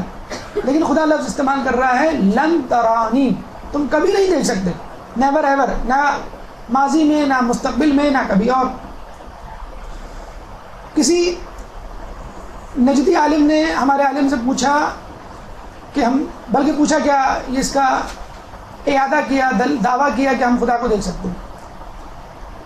قیامت میں ہم خدا کو دیکھیں گے اگر ابھی نہیں دیکھ سکتے. اچھا, ان کا ایک یہ بھی ہے ہمارے مکتبہ فکر میں کہ خدا کو جو ہے وہ دیکھ سکتے ہیں, اور جو جنت میں جائے گا صرف وہ دیکھے گا. جو جنت میں جائے گا وہ دیکھے گا. کیوں؟ خدا خوبصورت ہے. ہو سکتا ہے جہنم والوں کو ڈراؤنی شکل بنا کے ڈرا کے دکھا دے اپنے آپ کو. تو کہتے ہیں جنت والے جب اپنی جنت کی نعمتوں سے مستفید ہو رہے ہوں گے تو خدا کہے گا کہ بھئی کہو مزہ آیا میری نعمتوں کو استعمال کر کے. وہ کہیں گے ہاں. تو اللہ کہے گا اب میں تمہیں ایک ایسی نعمت دینے والا ہوں جو تمام نعمتوں پر حاوی ہوگی. تو سب کے سب تشدد کی حالت میں بیٹھیں گے اور خدا اپنا جلوہ دکھائے گا, سب لوگ اس کے دیکھیں گے, اور وہ اتنی خوبصورت, اتنی بڑی, اتنی لذیذ نعمت ہوگی کہ کسی نے جنت کی نعمتوں میں بھی ایسی نعمت کی لذت یا ایسی نعمت نہیں دیکھی ہوگی. اور لوگ اپنے بال نوچ ڈالیں گے, کپڑے پھاڑ ڈالیں گے خدا کی تجلی کو دیکھ کر. ایسا کچھ نہیں ہے, نہ خدا کو یہاں دیکھا جا سکتا ہے نہ وہاں. بڑا اچھا سوال کیا ہمارے عالم نے اس نجدی عالم سے, مجھے بتائیے کہ اگر آپ خدا کو دیکھتے ہیں تو کیا دیکھتے ہیں, اس کا جز دیکھتے ہیں یا کل دیکھتے ہیں؟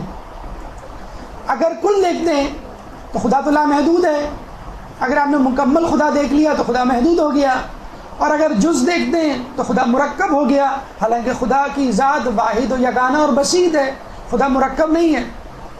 تو خدا کو دیکھنے کی صورت میں خدا کی محدودیت, مکانیت, جسمانیت اور مرکبیت لازم آ جاتی ہے, جو خدا ان تمام چیزوں سے, لغویات سے پاک ہے. اچھا, اس میں یہ بھی ہے کہ کچھ لوگ کہتے ہیں کہ بھئی یہ لکھا ہوا آیت میں کہ کچھ شاداب چہرے خدا کو دیکھ رہے ہوں گے. چاند رات آتی ہے, امی کہتی ہیں بیٹا کہاں ہو؟ امی میں چاند دیکھ رہا ہوں. پڑوسیوں کا نہیں, آسمان والا چاند دیکھ رہا ہوں. تو امی کہتی بیٹا نظر آیا؟ نہیں امی ابھی تک تو نظر نہیں آیا. تو بیٹا تم خود کہہ رہے ہو کہ میں چاند دیکھ رہا ہوں, پھر ابھی کہہ رہا ہوں ابھی تک نظر آیا. ہاں میں کوشش کر رہا ہوں دیکھنے کی اب, لیکن ابھی تک نظر نہیں آیا. بیٹا نیچے اتر آؤ, رویت حلال کمیٹی والوں کو نظر نہیں آیا, دوربین کے ساتھ تمہیں کیا نظر آئے گا. تو ہم جملہ تو یہی استعمال کرتے ہیں, ہم دیکھ رہے ہیں, لیکن کیا ہم حقیقت میں دیکھ رہے ہوتے؟ نہیں, حقیقت میں نہیں دیکھ رہے ہوتے. تو لوکنگ فار, جیسے نا آپ کی شرکت کے متمنی, آپ کی شرکت کے منتظر. منتظر کا مطلب یہ نہیں ہے کہ وہ ہار پھول لے کے گیٹ پہ کھڑے ہوں گے آپ کے لیے, مطلب ٹھیک ہے وہ چاہتے ہیں کہ آپ آئیں, وہ آپ کی راہ تک رہیں. تو راہ تکنے کا مطلب نہیں کہ وہ آپ کو دیکھ رہے ہیں, آنے کے منتظر ہیں. کیا خدا کو دیکھنا ممکن ہے؟ کس طرح دیکھنا ممکن ہے؟ مولا فرماتے ہیں ظاہری آنکھیں اسے نہیں دیکھ سکتی, لیکن حقیقت ایمان کی شعاؤں کے ذریعے دل اسے دیکھ سکتے ہیں. حقیقت ایمان کی شعاؤں کے ذریعے دل اسے دیکھ سکتے ہیں. دل کی نگاہوں سے خدا کا مشاہدہ ہو سکتا ہے. مولانا نے فرمایا یہ نہ سمجھنا, کسی نے کہا کہ آپ نے اس خدا کو دیکھا ہے جس کی آپ عبادت کرتے ہیں, تو مولا فرماتے ہیں کہ میں اس جس خدا کو میں نے دیکھنا ہوں میں اس کی عبادت ہی نہیں کرتا. یہ کیسے ہو سکتا ہے خدا کو دیکھے بغیر میں اس کی عبادت کروں؟ جانے لگا تو مولا نے کہا کہ یہ نہ سمجھنا کہ میں ظاہری آنکھوں سے دیکھنے کی بات کر رہا ہوں, خدا کسی کونے میں بیٹھا ہے. اگر کسی کونے میں بیٹھا ہو تو مجسم مرکب مکان ہونا لازم آ جاتا ہے. تو پھر مولا نے فرمایا ظاہری آنکھیں اسے نہیں دیکھ سکتی, لیکن حقیقت ایمان کی شعاؤں کے ذریعے دل اسے دیکھ سکتا ہے. ایک ڈاکٹر ہے, وہ کڈنی اسٹون دیکھ سکتا ہے, گال بلیڈر کا اسٹون دیکھ سکتا ہے؟ جی نہیں, الٹرا ساؤنڈ درکار ہے. تو دل کی شعائیں, ایمانی شعائیں درکار ہیں خدا کو دیکھنے کے لیے. یہ دیکھیں سائنسدانوں نے جب دل کو بغور دیکھا تو دل کی اوپری سطح پر رگوں کی صورت میں لفظ اللہ کندہ ہے.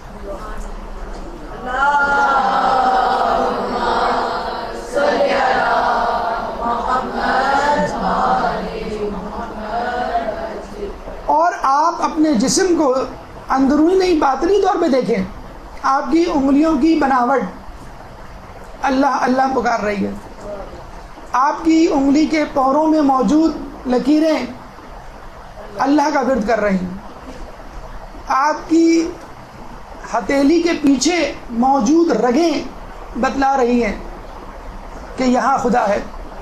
خدا ہر جگہ موجود ہے, اور آپ پھر بھی بضد ہیں کہ نہیں میں ان آنکھوں سے اللہ کو دیکھنا چاہتا ہوں جو آنکھیں اللہ نے مجھے دی ہیں.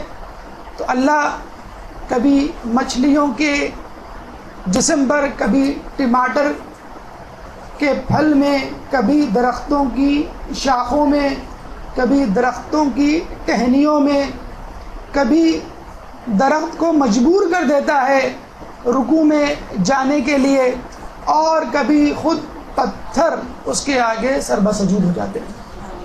تو یہ ہے اللہ تعالیٰ کی وہ آیات جن کو اپنی آنکھوں سے آپ دیکھ سکتے ہیں. ایک درود پڑھتے ہیں محمد والے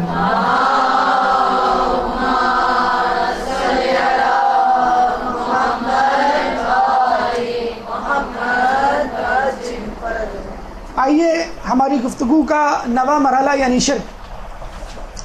آپ بچے کو ڈانٹتے ہیں, بچے بیٹا آپ نے پڑھا نہیں, آپ کو سزا ملے گی, اور تمہارے مارکس بڑے کم آ رہے ہیں. بچہ اتنا پڑھنے لگتا ہے کہ راتوں کو جاگنا شروع کر دیتا ہے. آپ کہتے ہیں بیٹا میں نے اتنا پڑھنے کو نہیں کہا تھا, آپ کی آنکھیں خراب ہو جائیں گی. امی نے آپ کو ڈانٹا کہ کچن کے برتن ابھی تک نہیں دھلے, تو پتہ چلا کہ جو دھلے ہوئے برتن ہیں وہ بھی دھونے شروع کر دیے. بیٹا آپ نے کمرے کی جھاڑو نہیں دی, پتہ چلا کہ صحن کی جھاڑو اور پھر گھر کے باہر کی بھی جھاڑو. تو بعض اوقات چیزیں جو ہیں وہ اوور ڈوز. ڈاکٹر کہتا ہے کہ دوا لینا نہ بھولیے گا, آپ جو ہیں وہ ایک کی بجائے 2 گولیاں کھا لیتے ہیں. اوور ڈوز ہو جاتی ہے کوئی چیز. اب آپ ایک کے پیچھے پڑے ہیں, اس کو قائل کر لیا خدا کو مانو خدا کو مانو. کہا کوئی بات نہیں, میں ایک سے زیادہ خدا کو ماننے کو تیار ہوں. یہ کون سی بڑی بات ہے؟ یہ واقعی بڑی بات نہیں تو بری بات تو ہے کہ خدا کو ایک سے زیادہ نہ مانا جائے, فقط ایک مانا جائے. خدا کو ایک سے زیادہ مانا جائے گا تو یہ شرک کہلائے گا. اور شرک کی کیا علامات ہیں, کیا تعریف ہیں, اور کیا مسائل اس سے پیدا ہو سکتے ہیں؟ غیر خدا پر بھروسہ کرنا, بس. غیر خدا انسان بھی ہو سکتا ہے, غیر خدا جانور بھی ہو سکتا ہے, غیر خدا نباتات جمادات میں سے بھی ہو سکتا ہے, غیر خدا خود آپ کا اپنا نفس بھی ہو سکتا ہے. خدا کے مقابلے میں ایک اور قدرت, غیر خدا کے لیے ہر قسم کی پرستش یا میلان. لفظ دون اللہ یعنی اللہ کے بغیر, اللہ کے سوا غیر خدا, دونہ 200 مرتبہ آیا ہے. اتنی سخت مذمت تاکید توجہ دلائی گئی ہے کہ دیکھو غیر خدا کو نہ اپناؤ. اب بہت ساری قسمیں غیر خدا کی، کیا کیا قسمیں ہو سکتی ہیں؟ مثلا سائنسی ایجادات. لوگ کہتے ہیں اب ہم ڈیم بنا لیں گے، ہمیں بارش کی ضرورت نہیں، ہم خود پانی اسٹور کر لیں گے. ارے بھئی یہ پانی کہاں سے آیا؟ سمندر سے. سمندر کس نے پیدا کیا؟ خدا نے. اور آپ کر رہے ہیں ہم خدا سے بے نیاز ہو گئے. ہم روٹی خود پکا لیں گے، ہم کھانا خود پکا لیں گے، ہمیں کیا خدا کے کھیت کھلیانوں کی ضرورت نہیں؟ یہ گندم کہاں سے آتا ہے؟ گیہوں کہاں سے آتا ہے؟ کون اگاتا ہے؟ خدا اگاتا ہے. بین الاقوامی قوانین کی پابندی کر رہے ہیں، ٹریفک سگنل کی پابندی کر رہے ہیں، ہر چیز کی پابندی، اور خدا کے اصولوں کو توڑ رہے ہیں. کیوں؟ ہمیں خدا کے اصولوں کی ضرورت نہیں. اب ہم خود کفیل ہو گئے ہیں، بارش خود کر سکتے ہیں، ہم سیلاب روک سکتے ہیں، ہم زلزلے لا بھی سکتے ہیں، رکوا بھی سکتے ہیں. لیکن پھر بھی آپ اس کائنات کو تباہ نہیں کر سکتے، اس کائنات کو چلنے سے روک نہیں سکتے. دوسری طرف اپنی خواہش کے مطابق کوئی چیز چاہنا. ایک دفعہ امام خمینی اپنے ایک دوست کے ساتھ سفر پہ جا رہے تھے، تو ان کے دوست نے کہا کہ یہ اچھا ہوا کہ عراق کی حکومت نے طلباء کی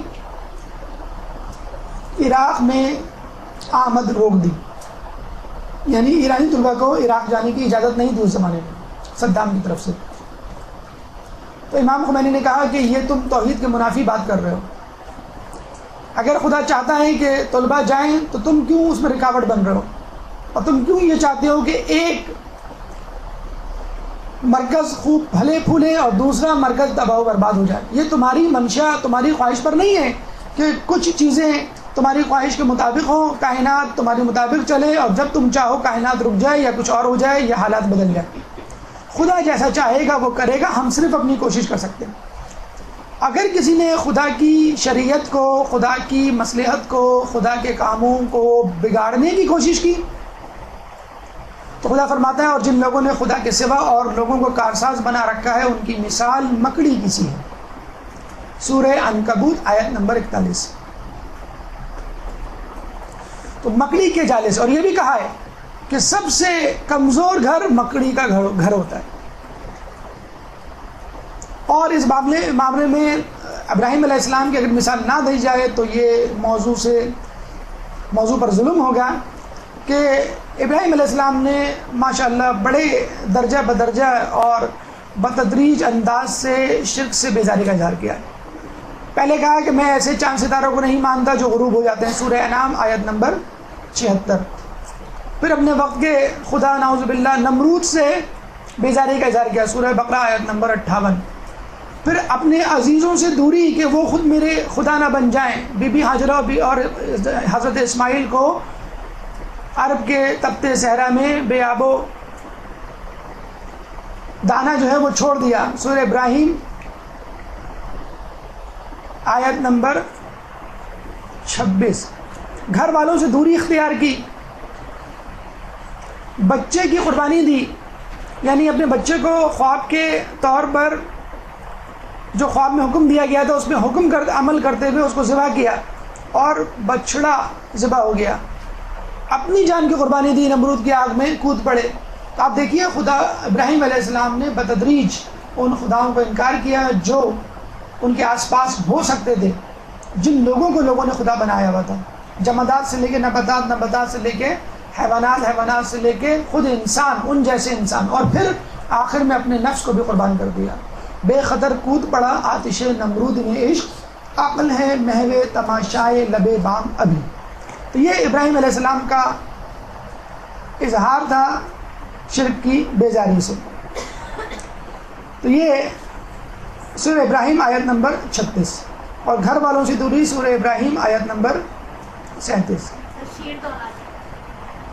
بے خطر کود پڑا آتش نمرود میں عشق، عقل ہے محو تماشائے لبے بام ابھی. لیکن کیا اللہ نے شرک سے بیزار ہونے والوں کا، شرک سے بیزاری کا اظہار کرنے والوں کو اکیلا چھوڑ دیا؟ جی نہیں. یونس علیہ السلام کو مچھلی کے پیٹ میں زندہ رکھا، نوح علیہ السلام کو طوفان سے بچائے، ابراہیم علیہ السلام کو آتش نمرود سے، اور خود رسول خدا کو غار ثور میں کفار سے.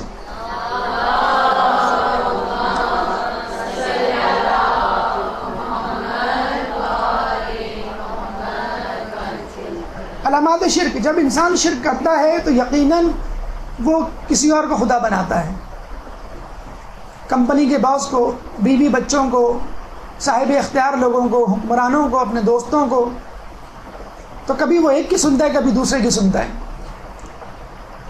اگر لوگوں کی پسند ناپسند میں ٹکراؤ ہوتا ہے تو وہ سمجھ نہیں پاتا میں کس کی بات مانوں، تو اس کے فیصلے ہمیشہ متزلزل رہتے ہیں، کبھی کرتا ہے کبھی نہیں کرتا۔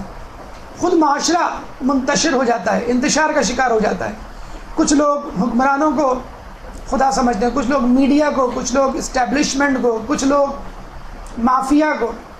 خود انسان اپنے بارے میں تردد کا شکار ہو جاتا ہے، کبھی اس کا جی چاہتا ہے میں سوتا رہ جاؤں، نماز نہ پڑھوں، کبھی اس کا جی چاہتا ہے کہ میں روزہ رکھوں کہ نہیں رکھوں، کبھی اس کا جی چاہتا ہے کہ میں حلال کماؤں کہ نہیں کماؤں۔ کنفیوژن کا شکار رہتا ہے، ایک نفسیاتی مریض بن جاتا ہے، اپنے سائے سے بھی ڈرنے لگتا ہے۔ تو ایسا انسان جو خدا کو نہیں مانتا، نہ صرف یہ کہ معاشرے میں انتشار کا سبب بنتا ہے، بلکہ خود اپنے لیے نفسیاتی امراض کا ایک نہ ختم ہونے والا سلسلہ قائم کر دیتا ہے۔ دلائل رد شرک، دیکھیں اگر دوسرا خدا ہوتا تو وہ خدا اپنے آپ کو ظاہر کرتا، لیکن کسی خدا نے اپنے آپ کو ظاہر نہیں کیا، نہ کتابیں بھیجی، اور اگر دو یا دو سے زیادہ خدا ہوتے تو ان کے آپس میں ٹکراؤ ہوتا، ان کی پسند و ناپسند آپس میں ٹکراتی، اور عین ممکن تھا کائنات تباہ ہو جاتی۔ اکثر ہوتا ہے نا میاں بیوی میں جھگڑا ہو جاتا ہے، ماں کہتی بیٹا چلو ٹائم بہت ہو گیا ہے، 10 بج رہے ہیں سو جاؤ، اور بابا کہتے ہیں بیٹا تھوڑا سا دیکھ لو ٹی وی، کوئی مسئلہ نہیں ہے۔ پتہ چلا کہ میاں بیوی میں جھگڑا ہو جاتا ہے، بچہ جو ہے صوفے کے نیچے چھپ جاتا ہے۔ تو کائنات بھی اس طرح ہوتی کہ دو خدا آپس میں لڑتے، اور آپ کو معلوم ہے ہاتھیوں کی لڑائی میں گنے کا کھیت تباہ ہو جاتا ہے۔ جیسے ہمارے حکمران آپس میں لڑ رہے ہیں اور نقصان کس کا ہو رہا ہے؟ پیٹرول بڑھ رہا ہے، دودھ کی قیمت جو ہے وہ 90 تک پہنچ گئی ہے، انڈے جو ہیں وہ مہنگے ہو گئے ہیں، دکان پہ پڑے رہتے ہیں، کب ان میں سے چوزے نکل آئے، لوگ خرید ہی نہیں سکتے، سیدھی سی بات ہے۔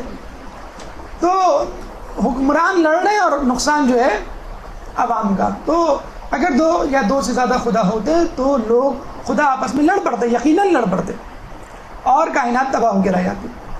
اور خدا بہت سادہ سی مثال دیتا ہے کہ اگر دو خدا ہوتے تو کیا ہوتا۔ ایک وہ غلام ہے جس میں کئی جھگڑالو ساجی ہیں، اور ایک وہ غلام ہے جس کا ایک مالک ہے، کیا ان دونوں کی حالت یکساں ہو سکتی ہے؟ ایک اور جگہ اللہ فرماتا ہے اور نہ ہر خدا اپنی مخلوقات کو، ورنہ ہر خدا اپنی مخلوقات کو لے کر الگ ہو جاتا اور ایک دوسرے پر برتری کی فکر کرتا، اور کائنات تباہ برباد ہو جاتی۔ ایک کمپنی میں اگر دو باس ہو جائیں تو یقیناً ہر باس اپنی چلائے گا اور اپنے حساب سے اس کمپنی کو استوار کرے گا، اور یقیناً اس میں جھگڑا ہوگا۔ تو اگر اس کائنات کے ایک سے زیادہ خدا ہوتے تو ہر خدا اپنی اپنی دنیا لے کر الگ ہو جاتا۔ علامہ اقبال کا شعر اگر یہاں کوٹ نہ کیا جائے تو ناانصافی ہوگی۔ آدم از بے بصری بندگی آدم کرد، گہر داشتو لی نظر قبا وجب کرد، کہ انسان نے اپنی ناعاقبت اندیشی کی وجہ سے اپنی آزادی کو ترک کیا اور اپنے جیسے لوگوں کی غلامی قبول کی، یعنی بادشاہوں کی، قبا اور وجب۔ جب جو ہے دو مشہور ایرانی بادشاہ گزرے، یعنی در خوے غلامی جس کا خوار درست، من ندیدم کے سگے پیچ سگے سرخم کرد، کہ غلامی نے انسان کو اتنا ذلیل کر دیا ہے کہ میں نے تو کبھی نہیں دیکھا کہ ایک کتے نے دوسرے کتے کی غلامی قبول کی ہو، یعنی کتے سے بھی بدتر ہو گیا انسان۔ کتا نجس جانور ہے، ایک قبیح جانور ہے، لیکن ایک کتا دوسرے کتے کی غلامی نہیں کرتا۔ یہ ایک انسان ہے جو دوسروں کی غلامی پر جسے کہتے ہیں کہ نازا ہے۔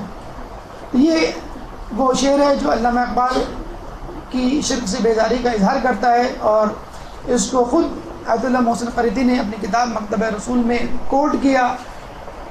میں خواب ہوں کسی اور کا، مجھے دیکھتا کوئی اور ہے، شاعر علامہ اقبال ہمارے ہیں، پاکستان میں پیدا ہوئے، ہمارے لیے شاعری کی، لیکن یقین کیجئے ہم سے زیادہ ایران والوں اور حتیٰ کہ خود سعودی عرب میں اقبال کو لوگ اتنا جانتے ہیں کہ خود یہاں پر پاکستان میں لوگ نہیں جانتے۔ ایک شاعر نے BBC کو انٹرویو دیتے ہوئے کہا کہ اب لگتا ہے کہ علامہ اقبال کو ہمیں انگلش میں پڑھنا پڑے گا۔ تو یہ ایک ناانصافی ہے جو ہم اقبال کے ساتھ کرتے ہیں، جنہوں نے کہا تھا کہ پوچھتے کیا ہو مذہب اقبال، یہ گنہگار ابو ترابی ہے.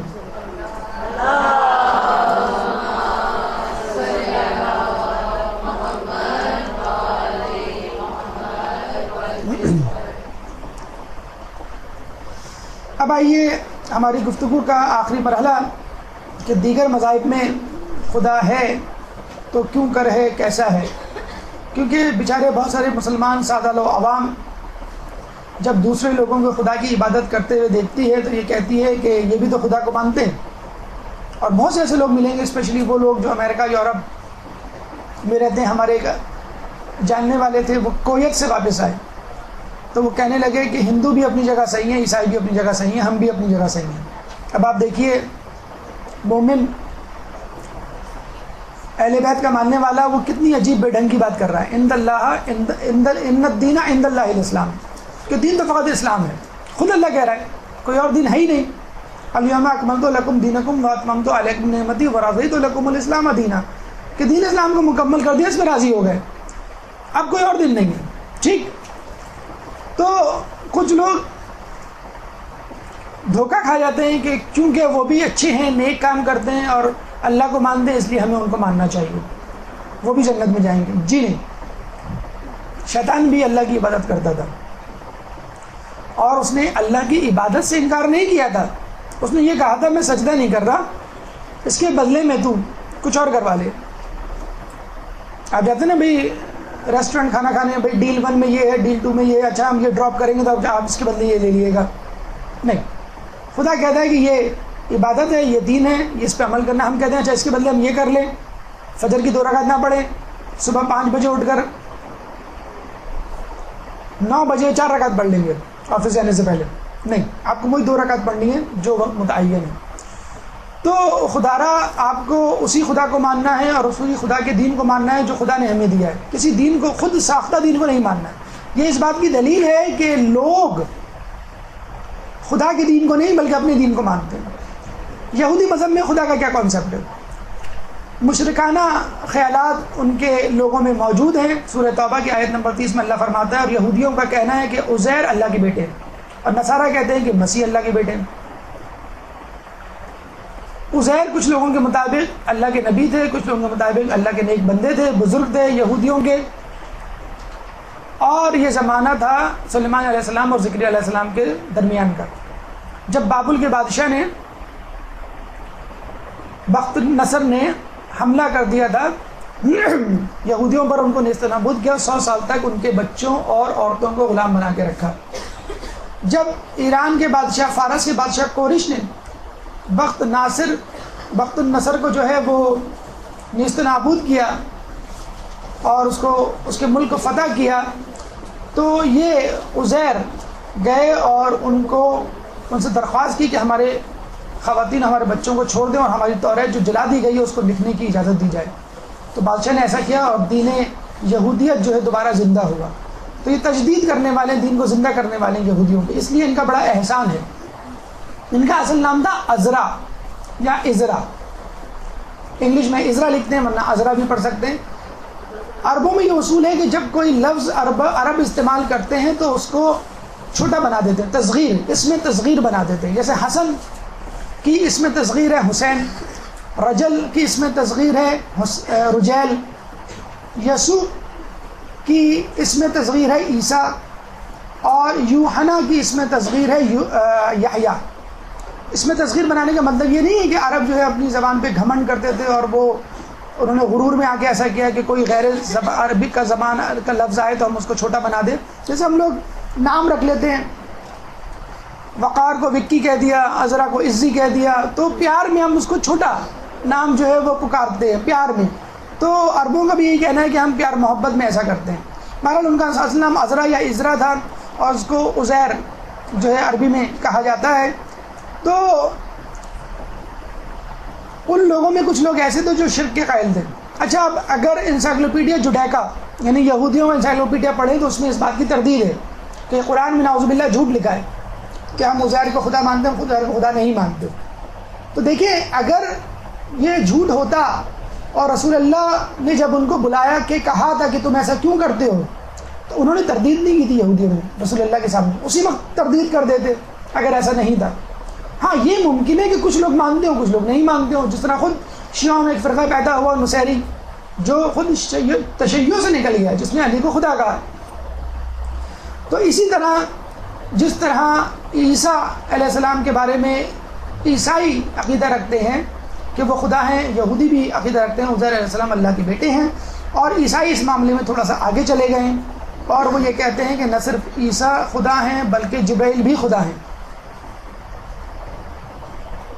یعنی انہوں نے عزیر کو بیٹا کہا تھا فقط, جس کے لیے اللہ نے سورہ اخلاص میں کہہ دیا لم یلد ولم یولد, نہ وہ کسی سے پیدا ہوا نہ وہ کوئی چیز اس سے پیدا ہو. یہاں عیسائی کہہ رہے ہیں کہ نہیں خدا بھی ہے, عیسیٰ بھی ہے, جبریل بھی ہے. بیٹا بیٹے کا تو سوال پیدا ہی نہیں ہوتا. عیسیٰ بذات خود خدا ہیں اور جبریل بھی بذات خود خدا ہیں. خدا تین چیزوں کا مرکب ہے. اگر خدا ان تین چیزوں کا مرکب ہے تو خدا محدود ہو گیا, خدا کے اختیار محدود ہو گئے, اور یقیناً ان میں سے کوئی ایک بڑا ہوگا ایک چھوٹا ہوگا. تو پھر خدا میں جب بڑے چھوٹے کا نظریہ آ گیا تو پھر خدا خدا نہ رہا. تو یہ ہے وہ عقیدہ تثلیث کہ جس کے تحت تین خدا ہیں, father son and spirit. Father کا لفظ جو لفظ ان کا استعمال ہوتا ہے وہ خدا کے لیے ہوتا ہے, سن کا لفظ جو ہے وہ عیسیٰ علیہ السلام, اور اسپرٹ یعنی ہولی اسپرٹ مقدس روح القدس وہ جبرائیل علیہ السلام کے لیے استعمال ہوتا ہے. تو یہودیت کی طرح عیسائیت بھی شرک سے آلودہ ہے. ہندو مذہب اس کو تو ماشاءاللہ ہم بہت اچھی طرح جانتے ہیں. ہندوؤں کے خداؤں کے بارے میں بھی تھوڑا سا سن لیجئے. ہندوؤں کے یہاں تین بنیادی خدا ہیں, ویسے تو بہت سارے ہیں, تین بنیادی خدا ہیں. ایک کو ہم کہتے ہیں برہما یعنی پیدا کرنے والا, جنریٹر. دوسرے کو ہم کہتے ہیں وشنو پالنے والا, آبزرور. اور تیسرے کو ہم کہتے ہیں شیوا یعنی مارنے والا, ڈسٹرائر. اچھا اتفاق کی بات ہے GOD گاڈ بنتا ہے. تو وہ یہ کہتے ہیں خدا ان تین چیزوں کا مرکب ہے. اور وہ یہ بھی کہتے ہیں کہ ہو سکتا ہے عین ممکن ہے خدا مجسم صورت میں, کسی انسان کی صورت میں, جانور کی صورت میں, پہاڑ نباتات کی صورت میں دنیا میں آ جائے. اوتار نامی ایک فلم ابھی ریلیز ہوئی ہے, اوتار یا اوتار جو ہے اس مجسم چیز کو کہتے ہیں جو خدا ہوتی ہے اور دنیا میں آ جاتی ہے. اسی لیے اگر ان کو کوئی انسان اچھا لگتا ہے, نیکوکار لگتا ہے, تو اس کو وہ کہتے ہیں کہ خدا اس میں سمو گیا ہے, خدا زمین پر آ گیا ہے, خدا کی روح اس میں حلول کر گئی ہے. اسی لیے وہ بہت سارے سیاستدانوں مثلا گاندھی جی کو خدا کہتے ہیں, کبھی ٹنڈولکر کو خدا بھگوان کہہ دیتے ہیں, اور کبھی کسی فلمی ستارے کو آپ اپنی اپنی پسند کے مطابق خدا کہہ سکتے ہیں, جو آپ کو پسند ہو. تو اس طرح وہ خدائیت میں خود کفیل ہے. جس طرح قریانیت فحاشی اور فلموں میں خود کفیل ہے, وہ خداؤں میں خود کفیل ہے, بلکہ خدا ایکسپورٹ بھی کر سکتے ہیں. کچھ خدا انہوں نے یہاں پہ ٹی وی کے ذریعے ڈراموں کی صورت میں ہر گھر میں, بلکہ گھر گھر میں ایکسپورٹ کیے. تو خدا ان کے انڈین ڈراموں اور انڈین فلموں سے اثر لیجئے, اثر لینے کا مطلب ہے نہ دیکھیے, اور ان کے خداؤں کے خدائی وار سے بچنے کی کوشش کیجیے. بدھ مذہب غالباً وہ واحد خدا ہے, وہ واحد مذہب ہے جو خدا کا کانسیپٹ نہیں رکھتا. وہ کہتا ہے کہ خدا کی بحث بیکار ہے. اصل بحث یہ ہے کہ سکون کیسے حاصل ہو. مطلب کوئی مریض ہے, آپ اس کو کہیں بھائی ڈاکٹر کے پاس لے چلو, وہ کہے گا بھائی ڈاکٹر کو چھوڑو مجھے ٹھیک کرو. ارے بھائی ڈاکٹر ہی تو ٹھیک کرے گا آپ کو. تو وہ کہتے ہیں کہ بھائی نہیں, سکون جو ہے خدا سے بھی نہیں ملے گا. جتنے مذاہب ہیں ان کے اندر بھی سکون نہیں ہے. ظاہر سی بات ہے, آپ کسی مسلمان دہشت گرد کو دیکھیں گے تو آپ یہی کہیں گے, یہی سوچیں گے. تو اس نے کہا گوتم بدھ نے کہ خدا خود بھی ایک مسئلہ ہے, مسئلے کی جڑ ہے. خدا کی وجہ سے لوگوں میں بے سکونی ہے. آخرت کے خوف سے وہ آنسو بہاتے ہیں, پریشان رہتے ہیں کہ ہمارا کیا ہوگا آخرت میں.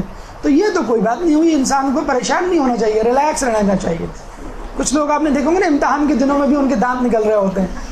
کیا ہوا, میں کانفیڈنٹ ہوں میں پاس ہو جاؤں گا, اور 32 ہی نکل آتی ہے ایگزام کا جب رزلٹ آتا ہے. ابو جب گھر آتے ہیں رپورٹ کارڈ ہاتھ میں لیتے ہیں تو دانت نکل رہے ہیں مکمل طور پہ, تم نکال رہے تھے, میں مکمل طور پہ نکال دیتا ہوں. تو کہتے ہیں خدا بھی نعوذ باللہ. تو آپ نے خدا کو سمجھا ہی نہیں. جسے کہتے ہیں نا کہ ہم دل تو کیا روح میں اترے ہوتے, تم نے چاہا ہی نہیں چاہنے والوں کی طرح. تو تم نے خدا کو مانا ہی نہیں ماننے والوں کی طرح. اگر مان لیتے تو یہ نوبت نہیں آتی کہ خدا کو مانتے ہوئے بھی ذلیل ہو رہے ہو. اس کا مطلب ہے تم نے خدا کو نہیں ماننا. لوگ کہتے ہیں نا ہم نے پڑھ لیا ہم فیل ہو گئے. تم نے پڑھا ہی نہیں, پڑھنے کا حق ادا نہیں کیا. ہم نماز پڑھ رہے ہیں لیکن منکرات سے نہیں بچ رہے، گناہ پھر بھی ہو رہے ہیں، آپ حقیقت میں نماز ہی نہیں پڑھ رہے۔ تو اچھا، اس سے بھی بڑھ کے انہوں نے یہ کہا کہ گوتم بدھ خود خداؤں کے استاد ہیں، انہوں نے خدا کو پڑھایا ہے کہ کائنات کیسے بنانی، کائنات کیسے چلانی۔ اب آپ یہ دیکھیے گوتم بدھ، اس کی اسٹوری پڑھیں آپ تو آپ کو بڑا اس پہ ترس آئے گا، بڑا پیار آئے گا کہ کتنا بیچارہ اچھا انسان تھا، شہزادہ تھا، اور اس کے بادشاہ باپ نے اس کو محل سے باہر جانے سے روک دیا تھا کہ تم کہیں نہ جانا، کیونکہ میں نہیں چاہتا کہ دنیا کی مصیبتوں اور آفت کا سایہ بھی تم پہ پڑے۔ اس سے گزرنا تو دور کی بات، تجربہ تو دور کی بات۔